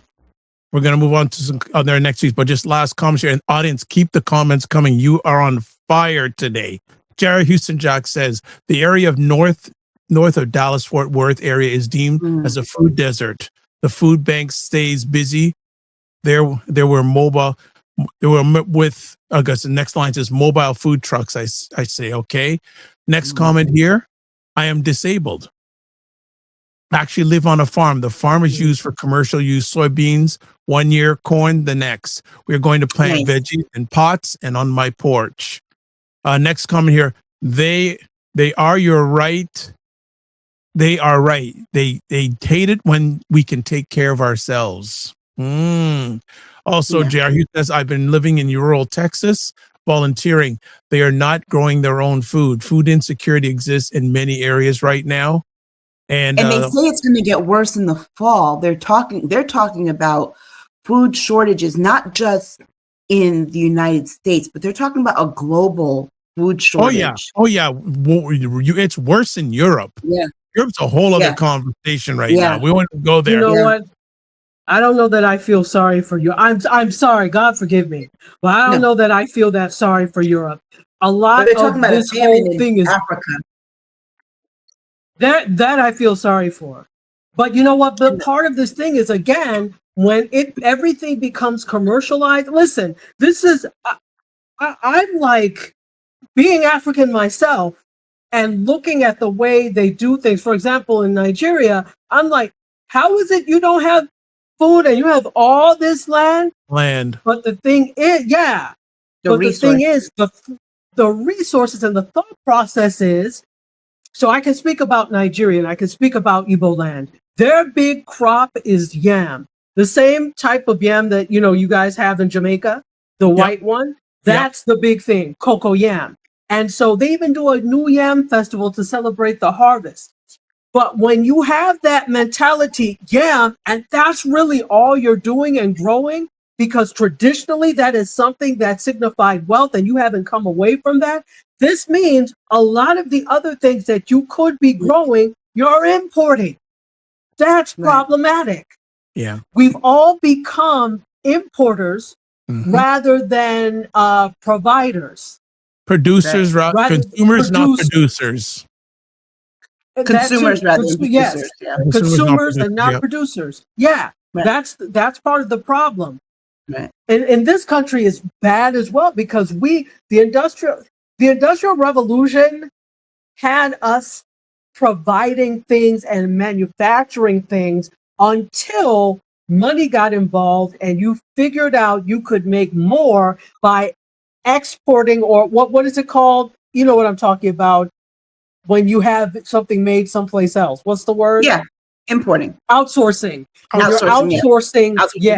Outsourcing but that remember, to another country. Remember, the thing of it is that when they couldn't have slave labor, they started outsourcing. Because remember, tobacco, sugar, rice, and cotton. Cotton is king. Those were the crops being grown in the American South that made this country wealthy. on the back and of sugar. slave labor, and sugar, and that's the sugar cane, and that's why they want to. That's why people keep saying, "Let's not talk about it. Forget about it. That was so long ago." Well, the reason that want to talk about the reason we outsource because slave labor became outlawed. Absolutely. There's a very good. I mean, it's a very clear through line between our labor laws, our outsourcing, and the reasons that they want to get rid of the 13th, 14th, and 15th Amendments. If they can get rid of those amendments, people, you want to know why when the outsourcing will stop and when when the costs will go down, when they can get rid of those amendments. Why? Because they can return to a system of slavery and not paying people, but working people to death for free. Costs will go down, but guess who won't be able to afford them? Because you will not be paid what you're worth. And no, people, you don't want to believe this, but guess what happens? If they strip you of your rights, if they strip you of your citizenship, they might not be able to send you back. That's why they're building these prisons. Who do you think they're going to put in the prisons? The people whose citizenship that they stripped you for. How are they going to pay for them? Oh, you're going to work. You're going to work. There's a reason why the designs of these prisons that they're trying to build in all these places are designed to look like the insides of slave ships. Go look at them. And then go look at them and take a drawing of one and place it over a drawing of a slave ship. They look the same. All right. I'm going to read the comments. We're going to move on to another conversation topic. We got some final comments here. There is plenty of room here for me to have a garden, but I'm disabled. I can't take care of a full garden. I'm going to use pots and tubs, etc., to plant in. Also, I was actually going to bed early and you popped up in my feed. Well, we're glad we did. Thanks for coming. Please subscribe and continue. We ain't done yet. Also, another person goes, sorry, got to go. Wish I could watch more. Have a great show. Well, thank you so much. Thanks, Adam. Saturday, 5 p.m. Eastern. Yep. And then I stocked up as much as I could. I feel that I may have family here at some point during this mess. I'm a widow and live alone, yet I always try to prepare for the unexpected. We all should. And that's look at the dilapidated buildings and towns that should be used producing and manufacturing. Offshoring, a person said you may were thinking about, Dr. Tachi. And another said, here we go. Heaven forbid they actually work for themselves. and too much like right. Yeah, and says, we better talk about it. I think another comment's probably saying they want, not they rent slavery back. Probably you said you want slavery back. Also, J.R. Houston Jack says, well, they already rolled back child labor laws, so. Yes. Arkansas, especially, what is it? And not only did they roll back child labor laws, but check your states.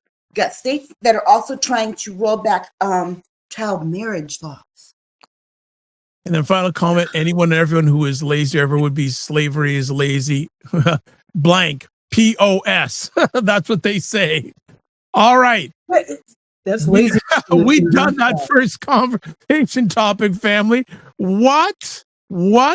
And I'm sorry if the vote thing wasn't working. We're going to try it on the next one. For some reason, it wasn't working.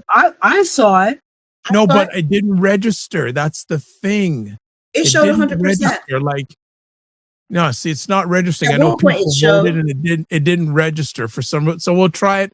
On the next one. Okay. Now it's working. I saw it at one point. At one point, it showed way up. Yeah. Okay, so there we go. Way up. All right. So everyone's saying who voted, it's way up prices. So we done. All right. So after all of that, family, we're gonna go. You heard that thunder. And more comments. They're changing child laws so they can continue to assault them. And OMG, they read my comment. Thank you. Yes, did you hear them? Teen pregnancy is down, and that is a problem. Yeah. I'm telling you, audience, you guys are fan audience. I grew up in an era. I grew up in an area where teen pregnancy was high. They were able to finally close the high school. We had a high school for teen moms. That's how bad it was, right? They were able to finally close it, and these people are complaining. Actually, like in the early 2000s, I worked at the South Carolina Campaign to Prevent Teen Pregnancy, mobilizing the faith community on a campaign to address policy. That's crazy. All right. So J.R. Houston Jack says you can't make this stuff up. No. They are complaining about teens not having kids. Seriously? And then she says it's all about exploitation. All right. Let's be very specific.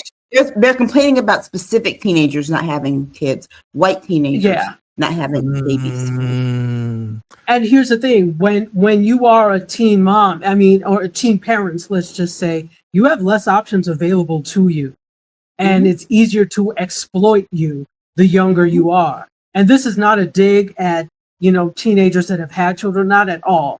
But it's to say that statistically, you have less options available to you, so you will fall for anything they give you and feel you have no choice, particularly if you don't have a strong family unit around you.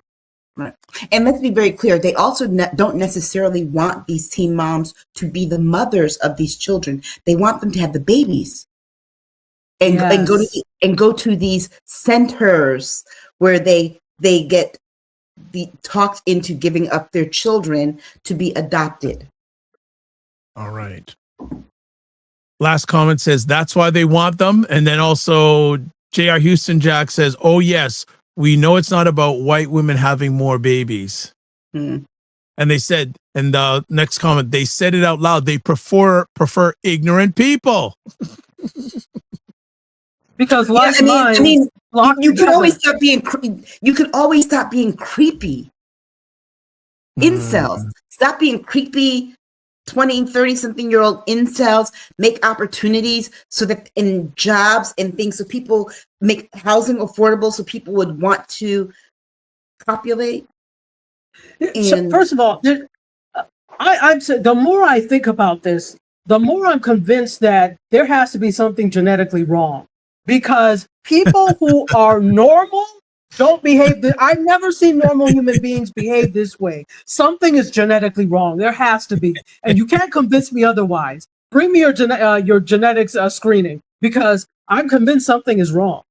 Well, I'm sorry, but when think about this, okay? Our generation didn't have half the things that they had growing up, but we were able to meet people and date and be normal folks, and they have a hard time meeting people. And my daughter's 20 something, and it is hard to meet people. It's also hard for her to meet people that don't give her the ick. All right. Stop. Okay.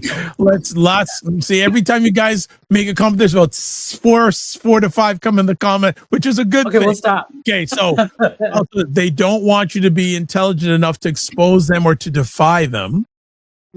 Teen mom is dependent, and they are quick to take the kids. Did you also hear about the American man who was desperate to get his 3-year-old caught out of ice, but was too late?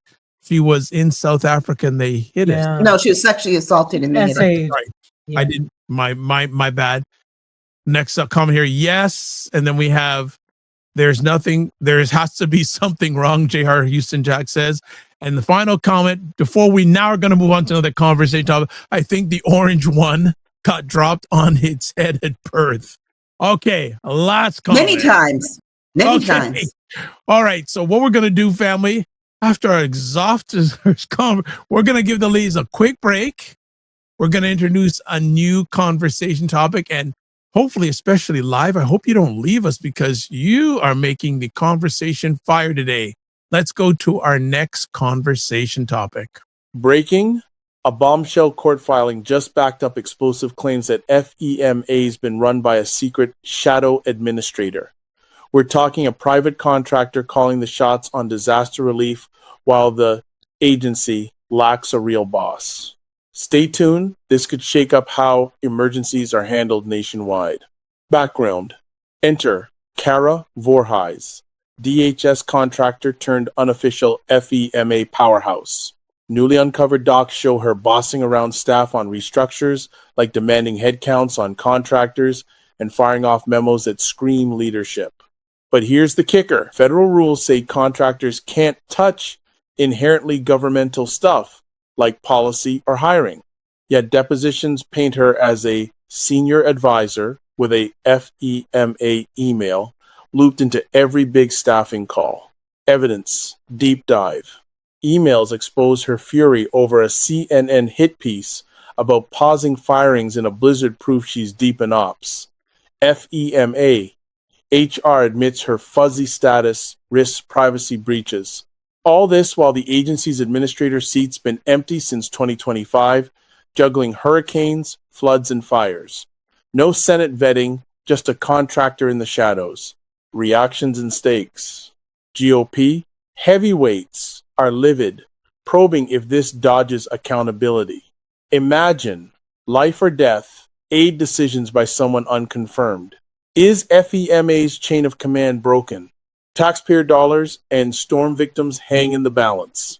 This filing's a wake-up call for oversight. What do you think, shadow.gov or smart shortcut? All right, our next conversation piece, court filing backs up FEMA, quote, shadow administrator, unquote, claims. Aisha?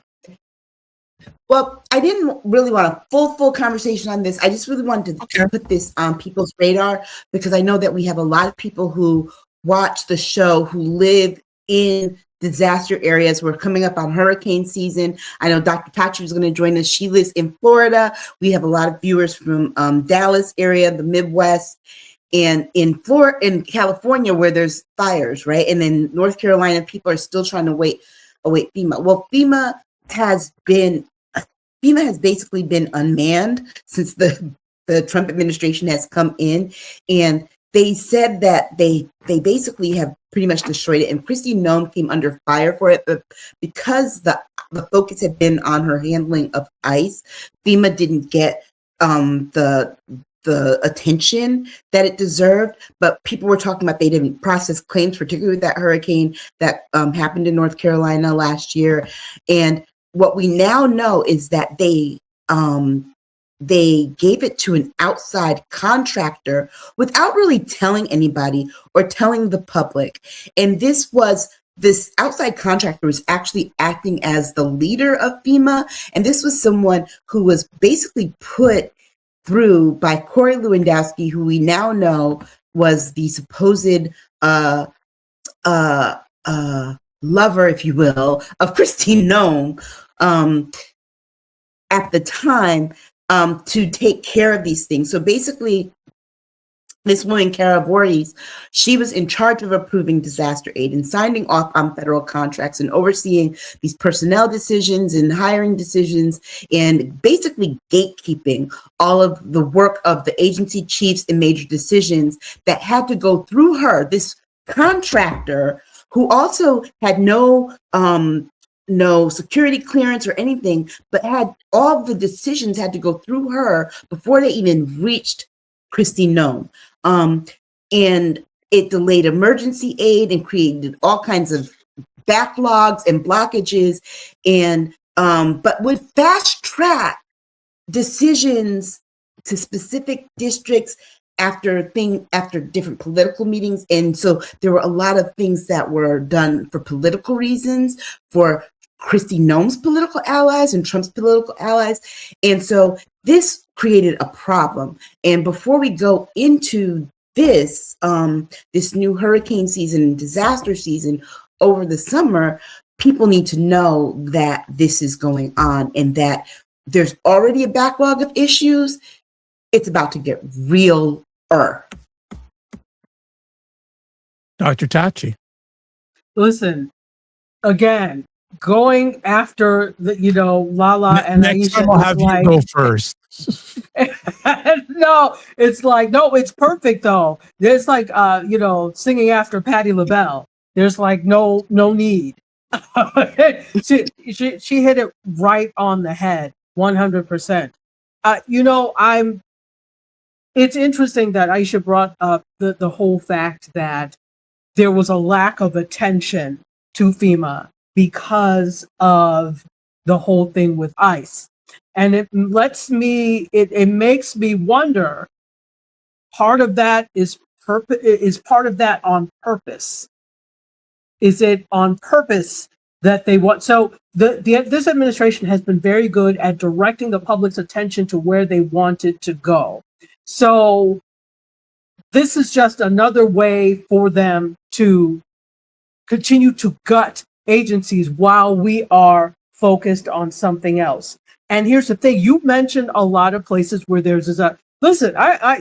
North America has the worst weather on earth. This place is full of terrible weather and terrible occurrences. But the South and a lot of red states have lots of terrible weather: hurricanes, tornadoes, earthquakes in places where they didn't used to be because of fracking. So there are a lot of natural disasters that continue to happen. And you all voted for this. This is the interesting thing. So the places, outside of California, but the places where a lot of these things are happening, you all voted for this type of thing. So again, how sorry can I feel for people? Of course, as a human, you don't want people to suffer, but you also realize when people are suffering due to their own actions, your vote put you in this predicament. You did this to yourselves. And I'm saying, as somebody that lives in Florida, now, yes, I live in a blue enclave, but the state itself is red.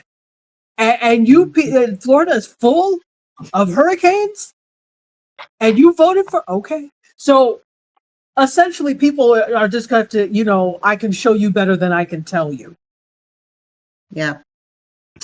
And that was also part of the reason why I wanted to, it's one thing to cover the stories that take up all the oxygen in the room, and sometimes we can't help but to cover them because some things are so dire. But also, too, we have to look at the things that nobody else is looking at, because they're going to snowball.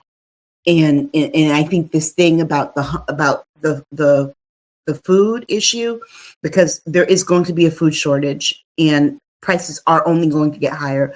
But this too, the thing with FEMA, and it's not just a disaster relief, but particularly in Florida, if you own a home, people are really struggling to find insurance carriers to cover their homes right now. And not only are they facing the higher costs of living, but insurance costs have more than tripled in some places, or insurers will not cover them because of the disaster relief. And then if you can't get FEMA to offset those costs, you are screwed. Period. Yeah, that's the thing. In the state of Florida, there are so many. When I first moved here, there were a lot of insurance carriers here. And what happens is, you don't, just like with tornadoes and things, you don't have a disaster that happens every year in the same place. So for us, it's been several years since. Now, in this part of Florida, Southeast Florida, we haven't really had a hurricane in several years. The Gulf side has, but we haven't. So that goes to show you it doesn't happen all the time. But it doesn't matter. One time is enough for these insurance carriers. So we've lost so many insurance carriers. And then what that does is that provides less competition. And now these insurance carriers can essentially charge what they want. Right. When I looked, I was like, damn it, I don't even want to talk about how high my insurance has gone. And it didn't used to be that high, but it's gone up. And so now you have to do play all these reindeer games, like, oh, I have hurricane windows. Oh, I have this. So you're spending more money to bring down the costs of these insurances. And it's actually highway robbery. Yeah. And it's not just Florida. So you think about the tornado belt. No. That they're having trouble. All these places that get these massive floods. California with the fires. And you know what? And let's be clear. And then you go up to the upper places, the places that get a lot of heavy snow, because what happens when that snow melts? Flooding. I have to say, New England, we are actually pretty lucky. It's just expensive as up here to live, right? We're pretty lucky that the weather, we don't get the kind of weather, but we had that Hurricane Sandy come through that raised prices, and we haven't had a hurricane like that in a long time. But so we're pretty lucky in that respect. But the costs get spread around the country in the media area.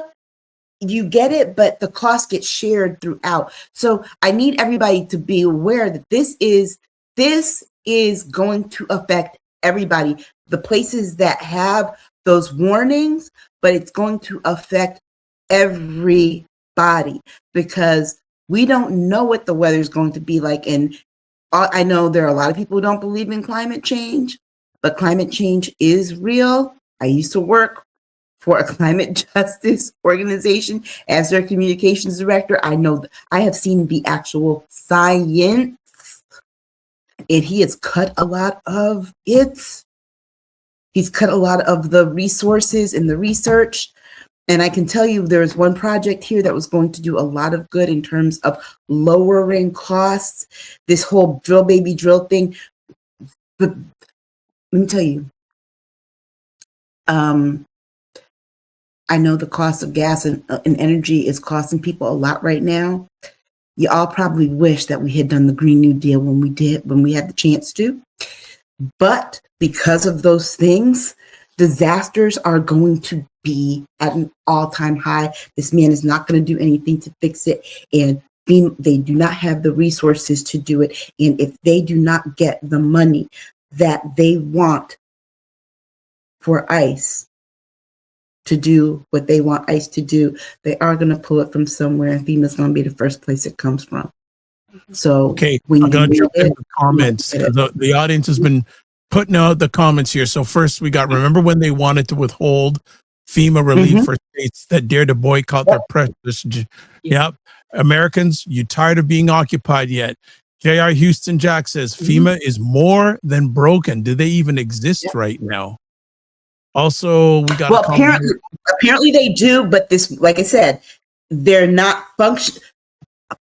to us, as far as we know, they're not functioning because they don't have an appointed person. They just have this contractor working behind the scenes doing the political bidding.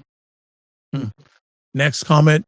North Carolina here lost everything in 2018 and had to start all over again. FEMA did give me $1,200. I was grateful for every dime. J.R. Houston Jack says, with Cankles shutting down agencies that have helped during natural disasters, the U.S. is in serious trouble. Someone says, J.R. Houston Jack, I personally, they are stealing every dollar our country has. Everything is about to burst open. We will find out that there is nothing left. One quick comment before you go to the next one. FEMA also, we are in the middle of war. I need people to understand this.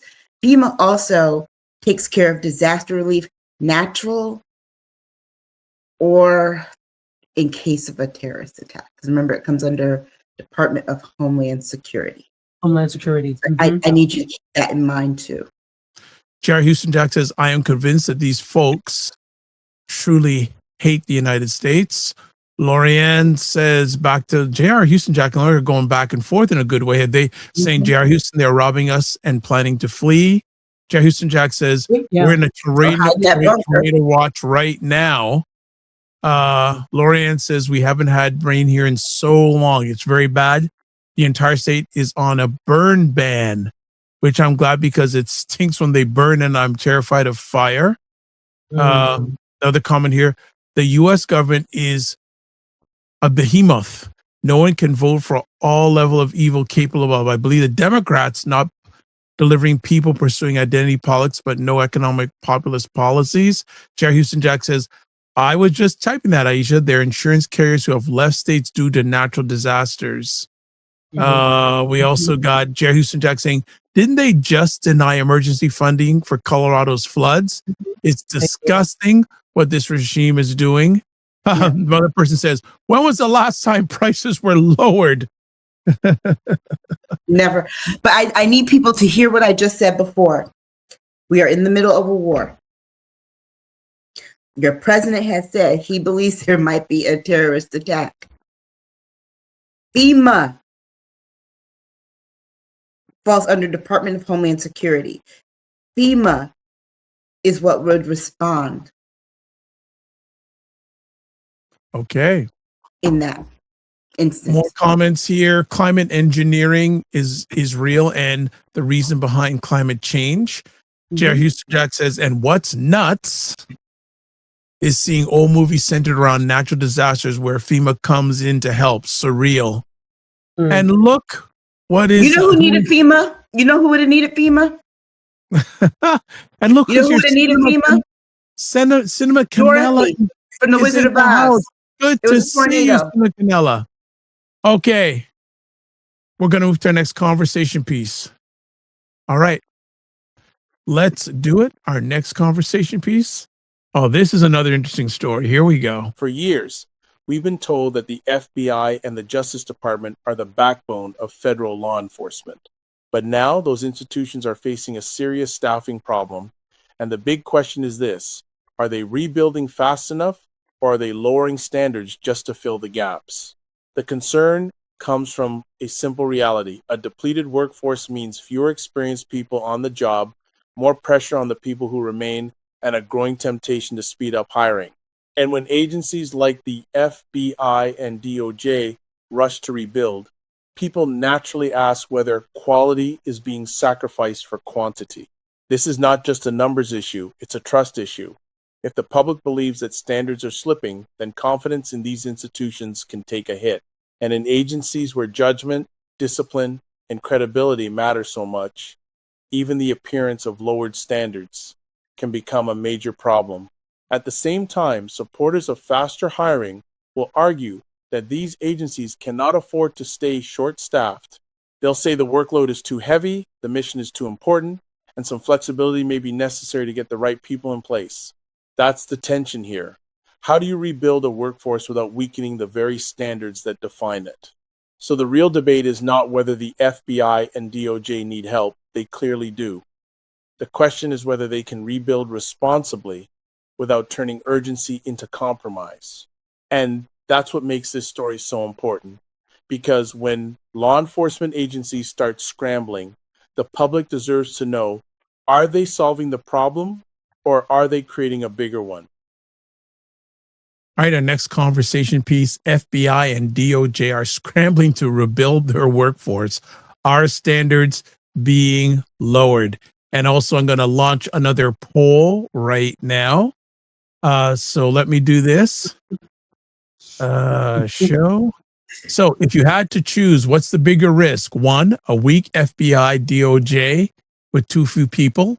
2, a politicized FBI DOJ with lower standards. Didn't get that all in. And then 3, both are equally dangerous. Ladies, start the convo. Both are equally dangerous. Bottom line is, we wouldn't have the problem with the low workforce if the leadership at both wasn't so severely compromised and politicized. Get rid of Kash Patel. He's not qualified. He's a freaking drunk. And he's not doing the job. It's not just, even if it wasn't the drinking part of it, he is using the tools of the office for personal exploits. Why the hell is your girlfriend there? You aren't married.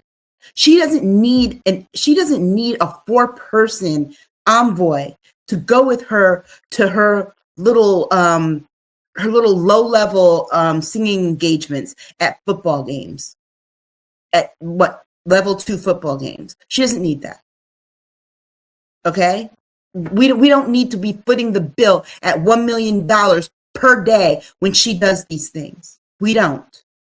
We're paying for this, people. We don't need to. I don't even know who that heifer is. We don't need to be doing this. Okay? We don't need SWAT teams to come out to escort her friend home from her house. We don't need that. We don't. And we definitely don't need the fact when there's a killer out, you to be taking the plane, chartering the plane that you don't need when you could have taken commercial or some other flight to visit your parents when that plane was needed to stop a killer, a mass killer. But instead, the people had to drive themselves from DC to Rhode Island, 9 hours. Meanwhile, the killer on the loose ended up going and killing someone else. So you cost someone else their life because you are a selfish punk who doesn't know what they're doing. Step aside, Cash App.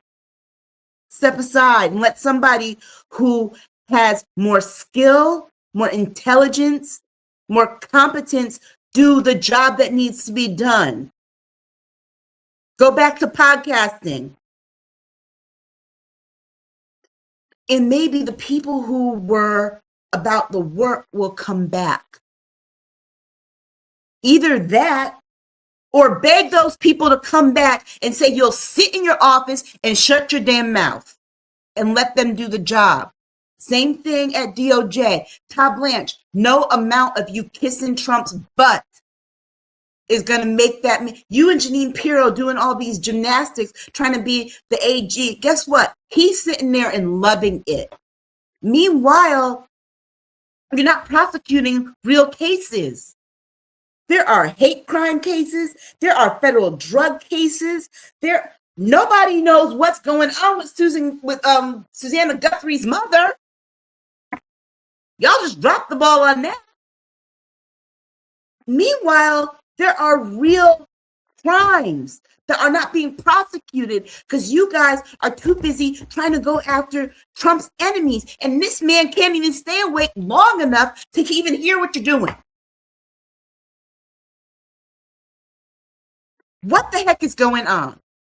Oh, and in the meantime, you're busy, AI generating pictures of women that aren't even real people, saying that Trump saved them from being executed in Iran. They weren't even real. It was generated slop. Goodness gracious, what's going on? Meanwhile, this country is less safe. Who's even seeing if they're thwarting terrorist attacks? I keep saying this. We got a 250th anniversary coming up July 4th. Do you know? Do you know if anybody is trying to attack us? Because we are in the middle of a hot war right now. Do you know there's a 25th anniversary of 9/11 coming up? Do you know if Al-Qaeda has tried to get the band back together and do its greatest hits on the anniversary?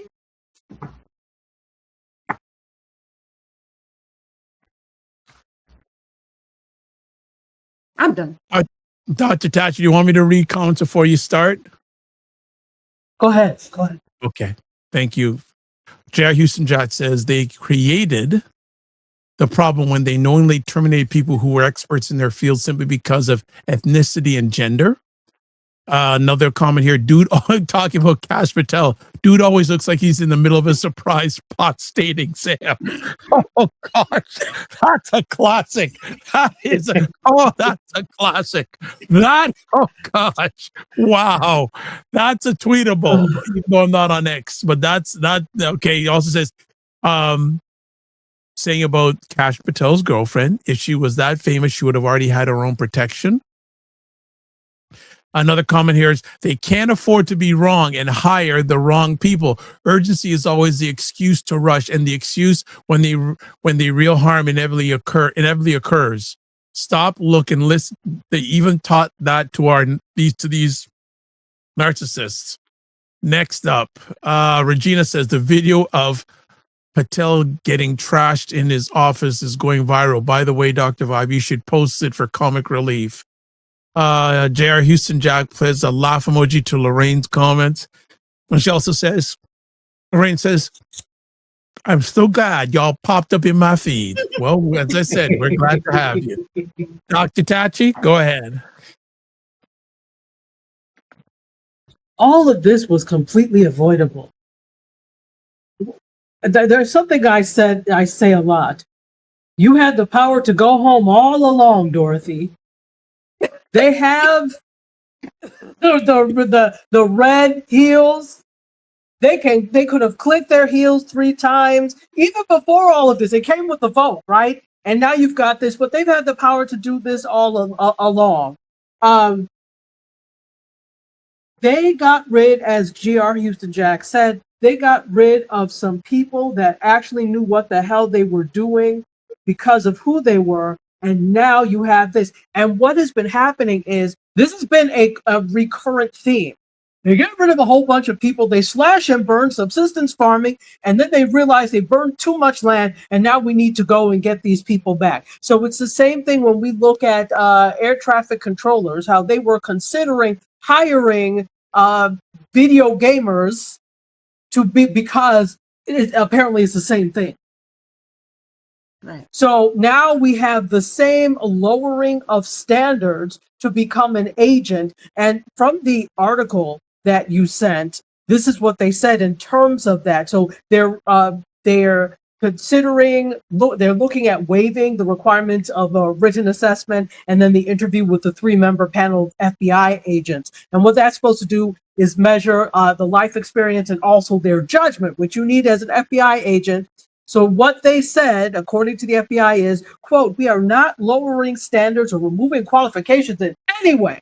What we are doing is streamlining the process to remove duplicative bureaucratic steps to the application system for onboard employees. These changes are based on a wide variety of feedback from successful agents with over 20 years experience. Can anybody tell me what that means? It's doublespeak and it's nonsense. It means they're lowering standards. You know what? It's so funny to me because weren't they the same people that said, you know, that they thought they considered DEI lowering standards, but that is the exact same thing that they're doing to hire more white people into these positions. Yeah. That is literally what they're doing. And so I have to just say, I have to bring in my same example from last week. Remember the beginning scene from There's Something About Mary when he gets his parts caught in the zipper and he keeps trying to get it out. And this is literally where we are in this country. And instead of just, you know, letting somebody just cut the zipper open, just keep that's all, and just ripping skin and flesh, and pretty soon the whole country is going to be a shredded member. Wow. That's quite an wow. Let me catch up with some comments here. So J.R. Houston Jack says, this is why we need more communities, why more communities need neighborhood gardens. I used to volunteer at one in Houston, and we took fresh veggies home after volunteering. Community is the future. We cannot do this alone. Regina says, right. We have to be our own community FBI too. She said, red, orange, and yellow peppers are better for you. They're riper and higher in antioxidants. And okay, we got the foods thing still going on. Also, another one here. Our new friend, Lorianne, says, everyone they put in position is disposable. Yeah. and also everyone they put in this position, what kills me, everyone they put in the position is not qualified. While they were trash talking every high level Black, brown, female, LGBTQ person who was 10 times more qualified. Every lower, I mean, these people aren't even mediocre at this point. They're losers. Oh boy. If I may, so yes, I say this all the time. I say this all the time. The fact that you have qualified people around you when you are sub-mediocre calls out your sub-mediocrity. So we have to get rid of the litmus test. Besides the fact that we don't like you for who you are making us look bad. So we have to get rid of that. And and I just sit there and I'm like, so you created people who had to be 75 times better because you put impossible roadblocks in the way, which we just left over. And now you're upset that you created a super race of people that do better because of the roadblocks that you put in the way. And this is how I know they don't think. Whenever you put the way we grow is through adversity. Nobody always wants adversity, but you grow through adversity, you grow through challenges. So that's exactly why we are, because we've grown through the adversity and the challenges and the roadblocks that are put in the way. You have to sit there and think outside of the box and figure out, now, how am I going to do this if I don't have X? However, when everything is given to you and the system is made specifically for you and you don't have to try, you don't experience any growth, which is why those smooth brains are where they are. Yeah. Look, things are, this should tell you how bad things are. Things are so bad that over at Department of Health and Human Services, they had to relent and put a very qualified Black woman over there. Yes. Things are so bad and out of control with the health piece, particularly with the epidemic, with the measles and stuff getting out of control, and RFK Jr. We could spend an hour on that testimony. They had to relent.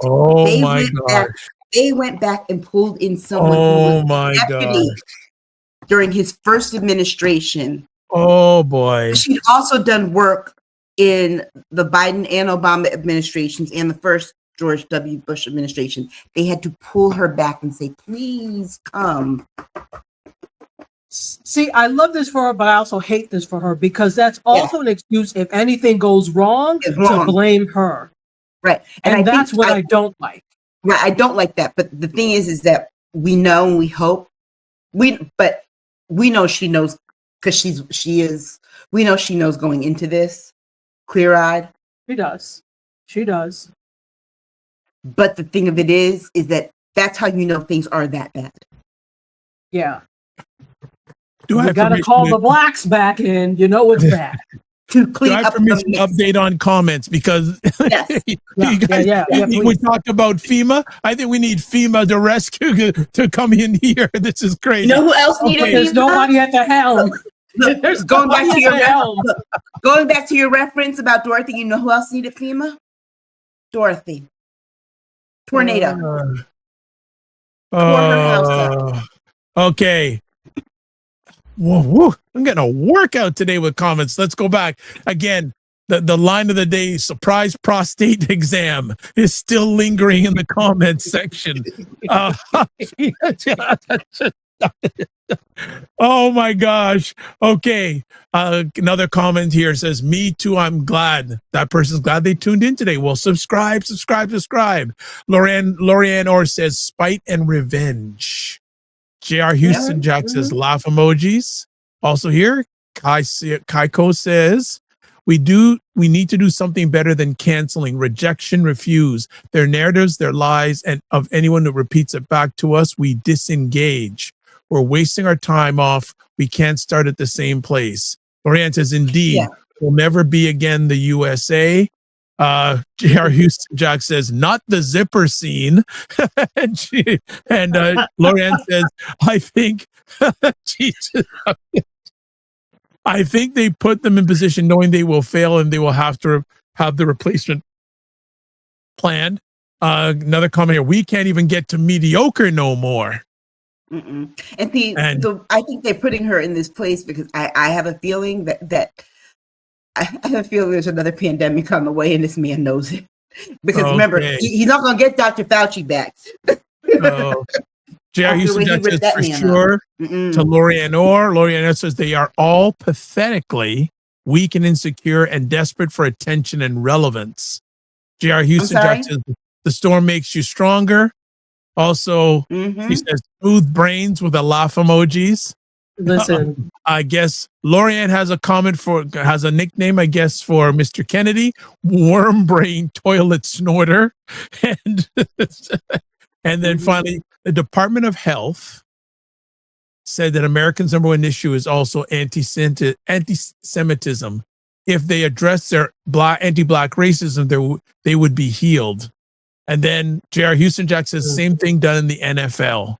A team sucks, they hire a Black coach. The team gets better, then they fire the Black coach.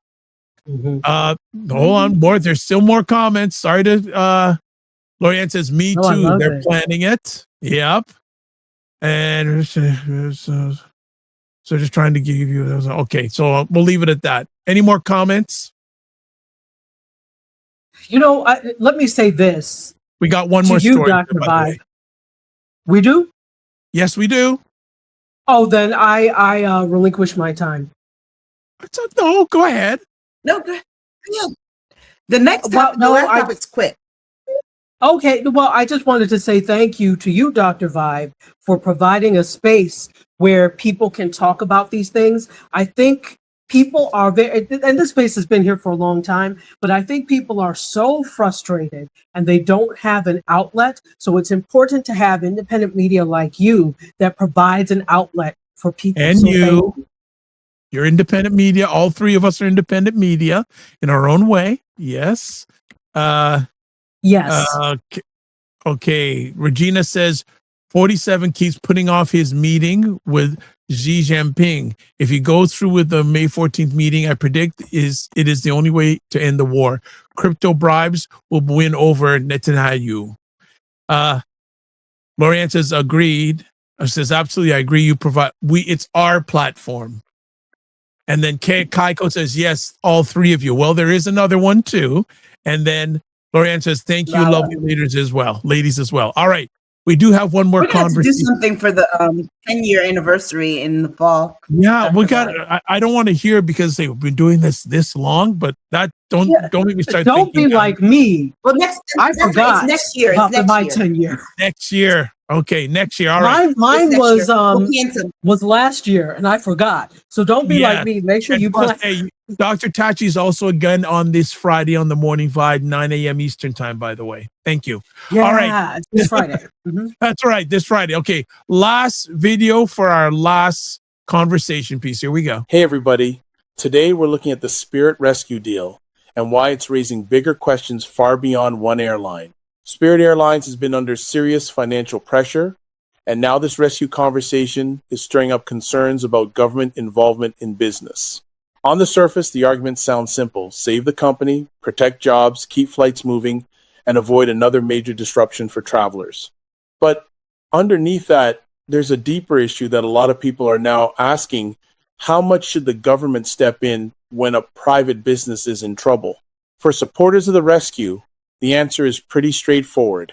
They would say that when a company is this important to workers, customers, and the wider economy, some kind of intervention may be necessary. They'd argue that letting a major airline collapse could create chaos, hurt employees, and damage confidence in the market.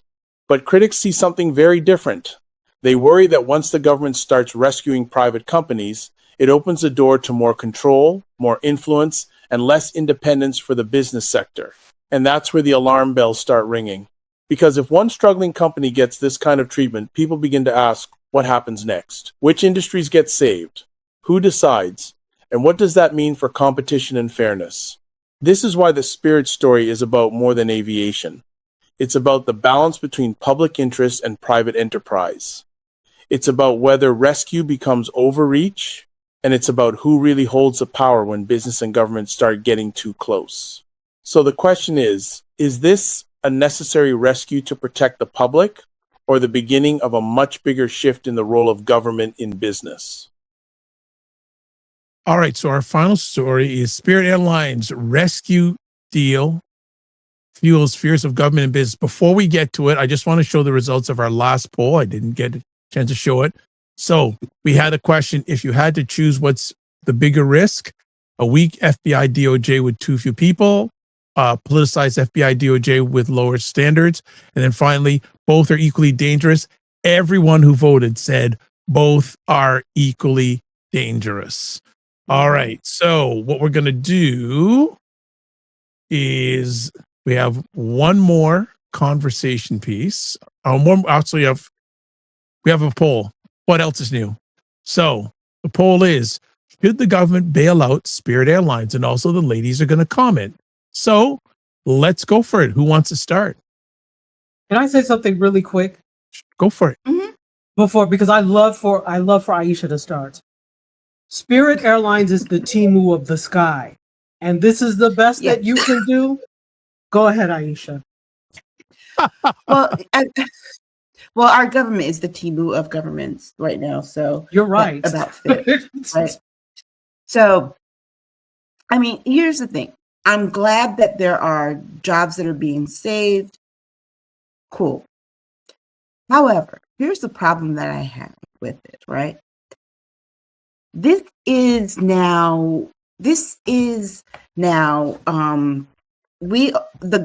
government, if it starts this, the rest of the airlines are going to start asking to be saved. This will now be how many bailouts have we done for airlines, but we're still not bailing out American citizens who are asking, we're struggling, bail us out, right?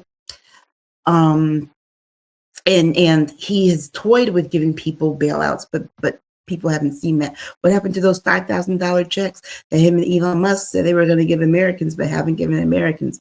But not only that, we're talking about he has used taxpayer dollars to invest money in these private companies: Trilogy Metals, MP Materials, Intel Corp, Lithium American Corp, and U.S. Steel Corp, and then some other involvements like Westinghouse and NVIDIA and AMD. Here's what I want to know in Spirit. If you're investing U.S. tax dollars in that, when do taxpayers see return on their investment? Because I have a feeling that when those returns come in, he's going to pocket those himself. He used your tax dollars to invest in these companies, and he's going to keep the returns. Because he's only going to be in office another 2 years, 2.5 years. Is he taking those with him when he goes? Where are the details of these investments and who signed off on them? Because to me, that should have been something that Congress would sign off on, because remember, Congress has the power of the purse. The House of Representatives, that should have been something that was taken up by a vote, not executive order. Who made that decision? That's not an executive decision, because whenever it comes to the spending of the U.S. tax dollars, that comes through the House of Representatives. So I hope that when Democrats do take over the House of Representatives next year, that's one of the things that they go to find out. Because I'm going to need them to run me my check when they get some returns on these investments. Let me go to comments then to Dr. Tachi. So we have some comments here. Lorianna where it says, OMG, the new Lolita Airlines. You may need to come on and join us, because you're fire. All right. She also says they do nothing for anyone other than themselves ever. J.R. Houston Jack says, I am so over these businesses not taking care of their business. They wouldn't be in this boat if they stopped overcharging customers and overpaying executives. Mm-hmm. Lori Anor says it would become Frankenberry's new toy. Mm-hmm. Casey Joe said, but we need to be asking, run us our checks. Okay. Casey Joe says, where the bailout for the American people? They just denied grocery relief. Also, J.R. Houston says, you know it. A con man will stay on his con at all times. And Loyana says, they already robbing everything.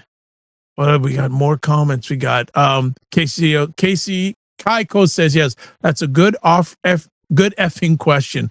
Who's getting the dividends? Also, Keiko says, where the people cut, I've always said, why doesn't the government see how they are all invested in the stock market? Why do they get people invested in the market too to benefit directly? And Loriano says he will be absolutely not there for 2 years. Okay, Dr. Tachi, go for it. See, I this is the thing. I love how idealistic we all are. When I look at comments online on social media and people saying the things that should happen, I love it. On paper, it works.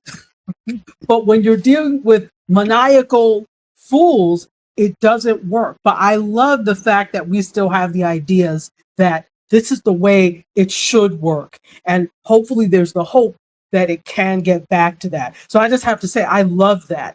We need to know that this is the way things should not. We're all experiencing cognitive dissonance because this is not the way this system was designed to work. That said, they're all saying system be. So it doesn't matter what Congress says, what the House of Representatives says, because he does what he likes regardless.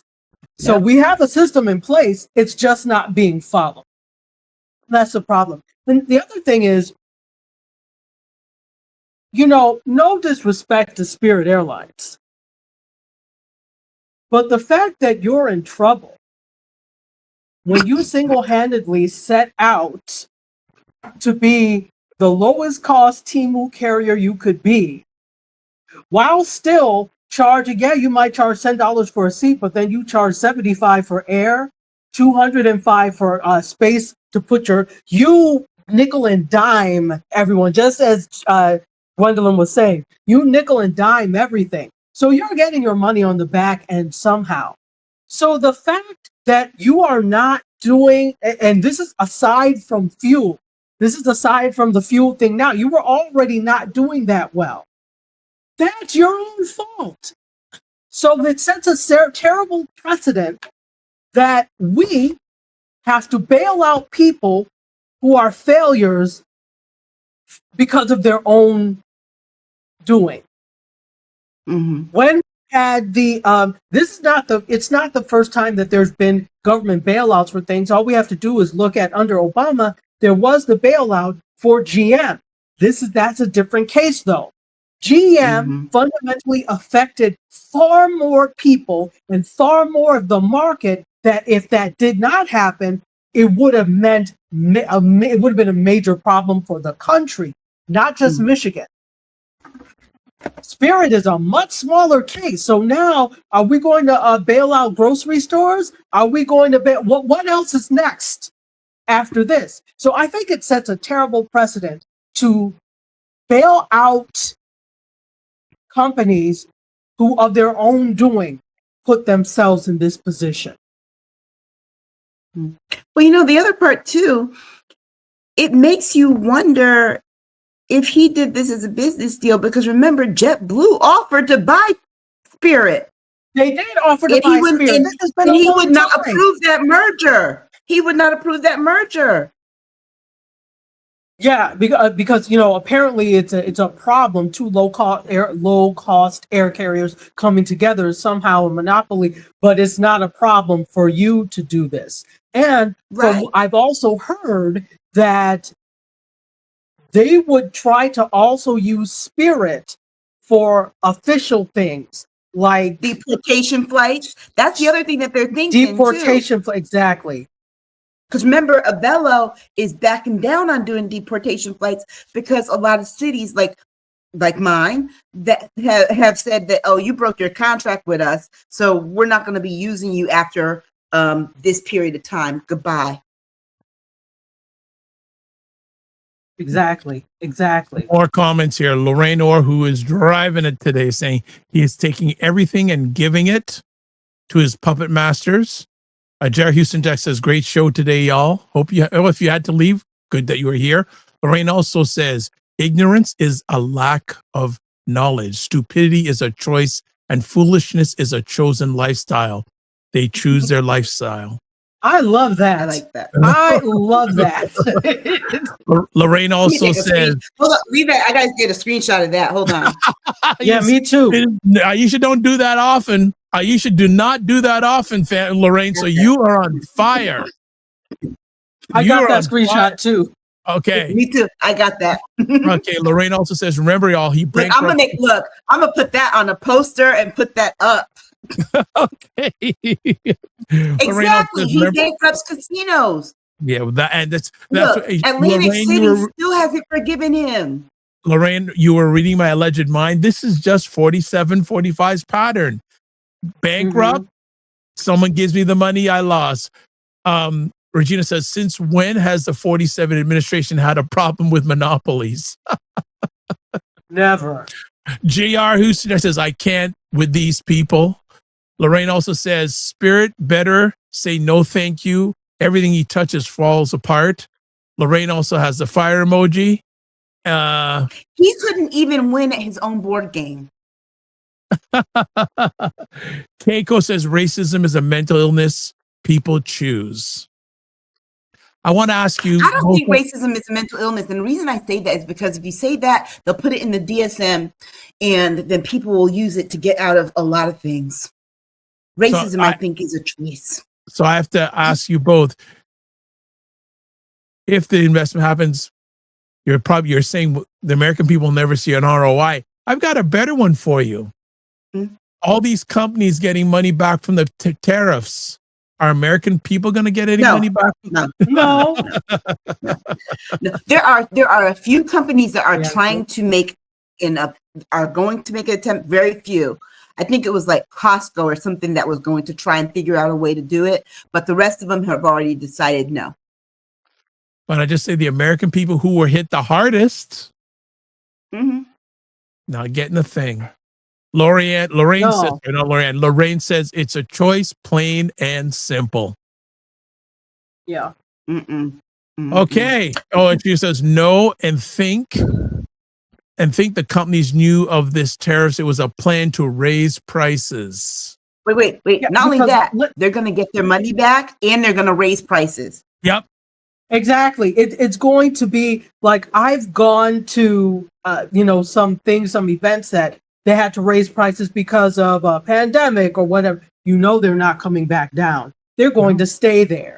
So, this whole thing, it's a terrible thing to say, but we just have to get used to the fact that prices are going to be elevated. They're not coming back down. But the people who will weather the storm are the ones who find the way to keep prices reasonable because they don't need to necessarily make as much, if that makes any sense. Those are the people that will weather the storm. And I'll tell you something else, and this is the saddest part of it. Not only are they going to keep raising prices, they're going to keep doing it because they're betting on your poverty. Think about that. Because they are betting on raising prices. They remember this. The one they had this one guy that got to be the fall guy for betting on the Maduro thing in Venezuela. That's what I was going to say. I don't want to go there right now. Because he was part of it. He's the fall guy, but the real people betting big money are like, ooh. That's a whole, Aisha, that's a whole other segment. Ooh. Are the prices going to go up on groceries next week? Sure. They're betting on this stuff too. We just don't see it and hear about it because it's so common. But they're betting on gas prices going up. They're betting on the cost of groceries going up. They're betting, is the cost of eggs going to go up? Is the cost of milk going to go up? How long they're betting on everything. Everything's They're betting on everything. They're betting on your failure. Casino on your betting. You know but this was even before him. Wait. This was even before him. Yes, but they're betting on it now. And then these are the same people who can't figure out why women don't want to date them and reproduce with them. I'll take the bear for 300, Alex. I'll take the never again. You could not pay me to be young and having to date these people again. Ugh. Okay, let's get the last comments here. We're going to get off now. So Lorraine says, right, it was planned just like COVID. And I think these tariffs, and there's something else coming. And that's the thing that they missed. See, that's the one thing that they learned from COVID, how to profit from it this time. Kaiko says, and that's why we boycott. You think you're going to milk me and continue to exploit us all? Lorraine also says, I am also a firm believer. When you do wrong to others, your karma will come. And until you do right by them, everything you touch will go too. Color purple. Color purple. Look, Elon Musk is decomposing right in front of our eyes. And there's an earlier comment here by Kaiko says, okay, not a mental illness, a disease like addiction. But then Regina responds, not a mental illness, but cultural brainwashing for sure. The media also complicit with selective coverage or non-coverage of issues in the Black community. They fuel stereotypes. And Lorraine says they sent Martha Stewart to prison for doing exactly what they do every day. But meanwhile, Martha Stewart is charging $97 for a baked potato at Foxwoods Casino. Did you see that rubbish? Are you? Did you see that rubbish? Yes, no, it's $97 for a baked potato at Foxwoods Casino. Because it has caviar on it. People here know better. I'm gonna tell you something. Anybody stupid enough to buy a baked potato at the casino, you're dumb. You're dumb. I don't go to Foxwoods all the time, but when I go to Foxwoods, one thing you know about the casinos, you don't eat there. No, you never eat at a casino. The price is so ridiculous. And the food is substandard. And if you're really smart, you buy the bingo ticket because they give you free food with the bingo ticket. Come on. There you go. Smart. Lorraine says, y'all would hate me because I do not believe in brainwashing choices. Also, Lorraine goes, amen. She goes, amen. If you're dumb enough to pay that, pizza, don't get it at the casino. She goes, amen. If you're dumb enough to do that, ... And Regina says, you are correct, Regina, with this. I think this is the longest show you've ever attended. It is the longest show you've ever done. I know. It's the longest show I've ever attended. But sorry. You know why? Because A, Aisha and Dr. Tachi want to give their own. B, the audience has been outstanding. And we're not having a show next week, so. Yeah.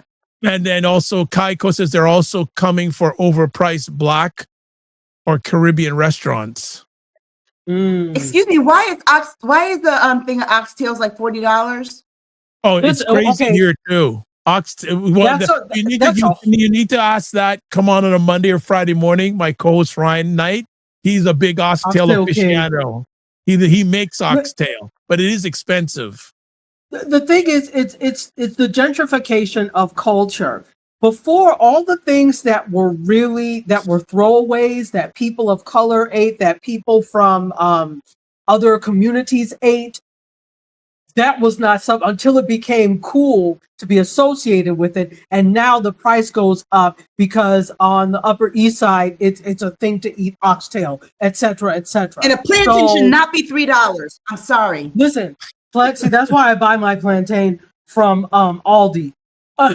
So, or some of the like Caribbean shops or whatever, that's where you buy it from. But, things like that, chicken wings, which were the throwaways, if you get an order of chicken wings, it's so expensive now. So it's the gentrification of culture that is doing all of this. And the original creators of the way it tasted good now can't even afford the things that were thrown at them before. It's actually quite disgusting. And if you're going to do it, please, like, don't make, and you do it to waste it, to make content videos of it looking disgusting. More comments from the audience. Lorraine has fire and celebration emojis and hearts. Lorraine also says, for real. Lorraine says, smoked ham hock, $7 a pound. Wow. My God, today. Regina says, bingo, Dr. Tachi, shake my head. Kaiko says, yes, I'll be here next show, please. Deep dive. We'll be here. Cinnamon Canella says, Aldi rules. Aldi rules. I love Aldi. Regina says, Aldi is amazing. Mm-hmm. Get them to sponsor us. Come on. We're shouting them out here. All right. No, I think, as I say with this, in regards to food price world, the prices didn't come back pre-pandemic, after the pandemic, did they? No, because they saw people would pay them. Like, oh, let's just keep it here. Let's see if we can go higher. And the whole thing about government and business, it's a slippery slope, but you better believe that 45 is getting his cut. Of course. And may the ancestors punish all of them. Not only is he getting his cut, he's getting payouts. He's getting settlements. He is getting settlement checks. He is the biggest welfare recipient in this country. Ouch. I mean, that man staying on welfare. Can I say talking one about thing? a welfare king? Oh my God! He stays on government assistance. The original welfare king. If I could say one thing, and it left me that quickly. It was good. I was thinking, I got distracted by something in the corner, and then I forgot. But it was related to it will come back to me. It was related in a roundabout way to this. Okay. Go on. Kaiko says he stays with his handout. This man takes handouts wherever he can, and then he turns around and pisses on everyone else who works hard and just wants a little bit of breathing room. This man does no work. This man is taking more vacations, days off, executive time. Dude, you run the biggest corporation. You run a country. That is the biggest corporation in the country. And I remember what I was going to say. Oh, good. I was still on for time. Go ahead. So a lot of these types of things could cause people to reevaluate whether or not they want to stay in this country, and rightfully so. There's so many people, there's so many conversations online about emigrating someplace else, expat life, etc., etc. And that's all well and good and fine. You should really be free to be where you want. But I will say this, until you unpack the trauma that has been associated with all of this, you're going to have a hard time. All you do is go to someplace else and you have trauma with a view. So whatever the problems are here, being in this administration, this is a traumatic experience for everyone. But you cannot, it's not fair to take that and try and unpack it and dump it on the locals someplace else.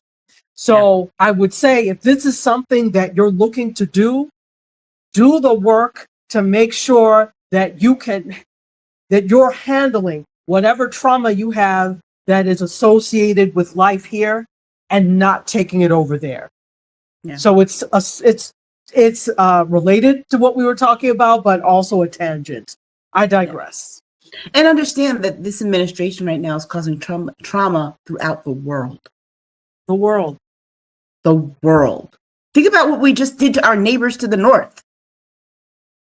Well, hey, I'm in Canada. Our prime minister basically said, we can't trust the U.S. anymore. We're going to do our own path. Coming back to something you said earlier on, Aisha, about the food desserts and this and that. Pop quiz. And when you were talking about FEMA, what country produces 80% of the solar energy panels in the world? China? Good. Next question. What country produces 60%, and it's growing every day, of all EVs in the world? China. And China just produced a battery now that will go, was it 1,500 kilometers? It's about 980 miles on a 6-minute charge. So your federal government is turning away from renewable energy resources and all this. And look who's just sitting in the corner, just rubbing their hands together. Because of the oil lobby. If there's no money in it for them, they don't do anything for the good of the people. Let's get that clear. Whatever they say, it's never that. It's never for our collective good. It's to make money. So if there is a lobby that can go against electronic vehicles, which the oil lobby does, that's what they do. And what happens? You have terrible infrastructure. You don't have good transportation, etc. All because of this one lobby wanting to put the money in the pockets of very few. And that's why the U.S. has a ban on Chinese cars. Well, your president was upset that our prime minister said, BYD, within the next year, you can bring in 40,000 EVs into... Listen, and BYD, my sister has test driven those in Asia. Those are beasts of a car. That's the electronic vehicle that you want. So be careful. They're also not expensive. That's right. Not at all. Right. And so Spirit may be in line of many American companies wanting their handout because the world is changing. And I am concerned for Americans because the world's just going to go without them. A 6-minute charge, people. Oh, speaking of which, I was listening to a story on NPR the other day. They had their reporter in China. He was in an EV. What is one of the biggest challenges people have with an electric vehicle? The size of the battery. Infrastructure. There's not enough chargers. That's one of the things. But if you go on a long trip, right, the length of time recharging stations aren't enough battery. Well, China's already in the game because this reporter was in an EV car. They stopped. There was some contraption that goes underneath the car. Changes it out. Battery, replaces the battery. You're gone. Exactly. Well, and so they're just right. The other thing they said that they're trying to come up with, like now, like, you know how you have like with your car battery that they have the automatic battery charger that you can have like to kind of spare. They're developing that technology right now where you can have you can buy the battery charger, the portable battery charger to carry in your car. Right. We're done. We're done. Well, this show's done. Who knows how much? Last comments. Kaiko says $7 a pound is almost more than minimum wage. Lorraine says, I pray for him every day. I won't say what I'm praying. I'm just praying. Here's another screenshot. Oh gosh. Regina says, my fantasy is that 47 family assets are seized and distributed to the people, to we the people. Lorraine also says the generational draft dodging German pimp. And she also goes, and the fools. That liar bragging about how rich he is and in the same breath beg for their money and they throw it at him.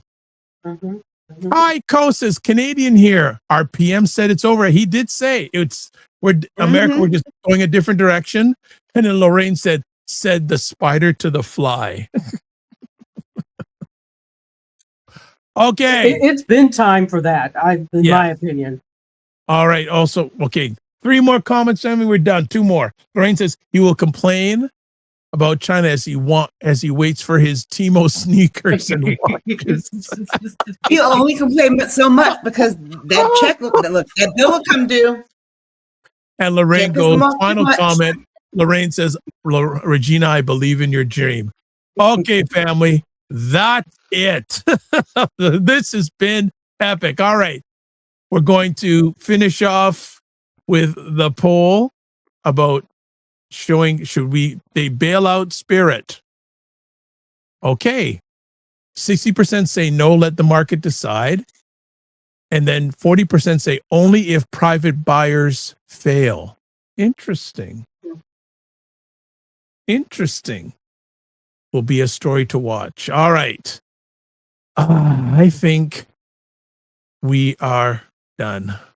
All right. That's show, resume, stop. Okay, let's do this. And people are still, okay, of course, some of the stars of the day. Lorraine says, thank you all. And Kaiko says, love you all. Thanks so much. Thank you right back. That has been an epic conversation. All right. As we call it a conversation, and these ladies think they deserve some rest. You worked them today. You really worked them today. So before we let them go and say, hi, we're going to get to contact information. So do I still have a finger left after all this? All right, there we go. First up, Dr. Tachi. So you can right there go to my link tree. As you can see, all of my contact is there. You can follow me for my show Media Scope, and also my network, IndieSoup, or our network, IndieSoup Media, the independent network for independent content creators. It's all there. And I'd love to hear from you. Thank you. And thank you for making yourself available today. Good stuff.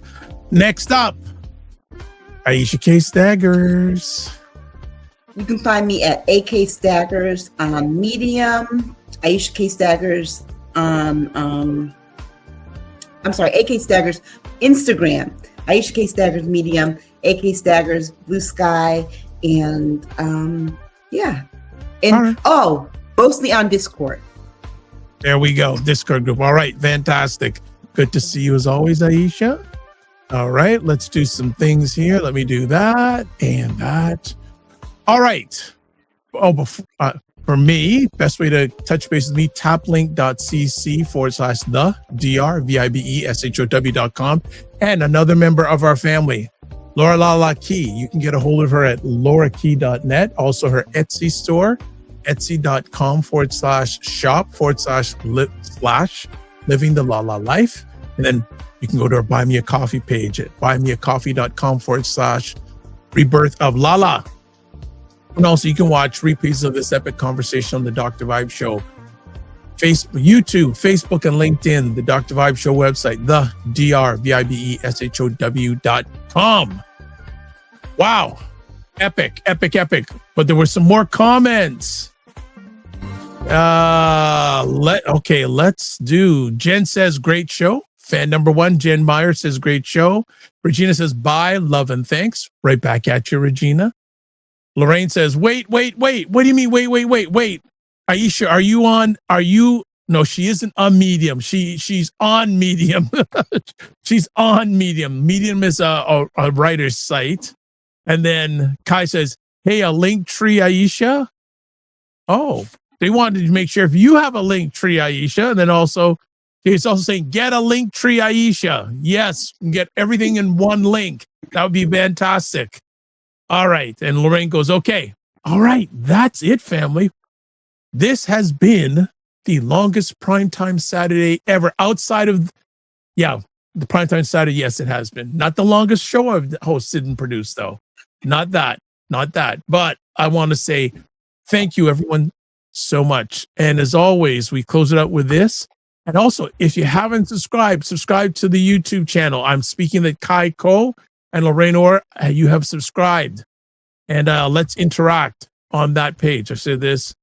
Lorraine Orr says, it's been fabulous. Thank you so much. Hope it's first time. Hopefully it's not the last time. Okay, let's finish it off here. Live your life as a dream. If you can dream it, you can make it. Sometimes you have to get smaller to get stronger. Block assumptions. Aim bigger, aim better, aim higher, aim wider. Love, faith, and respect. Don't just manage your time, manage your energy. Remember to give yourself grace. And if you're not making money, make history. Try to do both. And as always, make it better. And let's see what else is got to say. Lorraine says, I'll be back. Thank you. Won't call you Arnold Schwarzenegger. You're going to be back. All right. So God bless, peace to all, walk good, keep the faith. Remember, be safe. All right. Take care.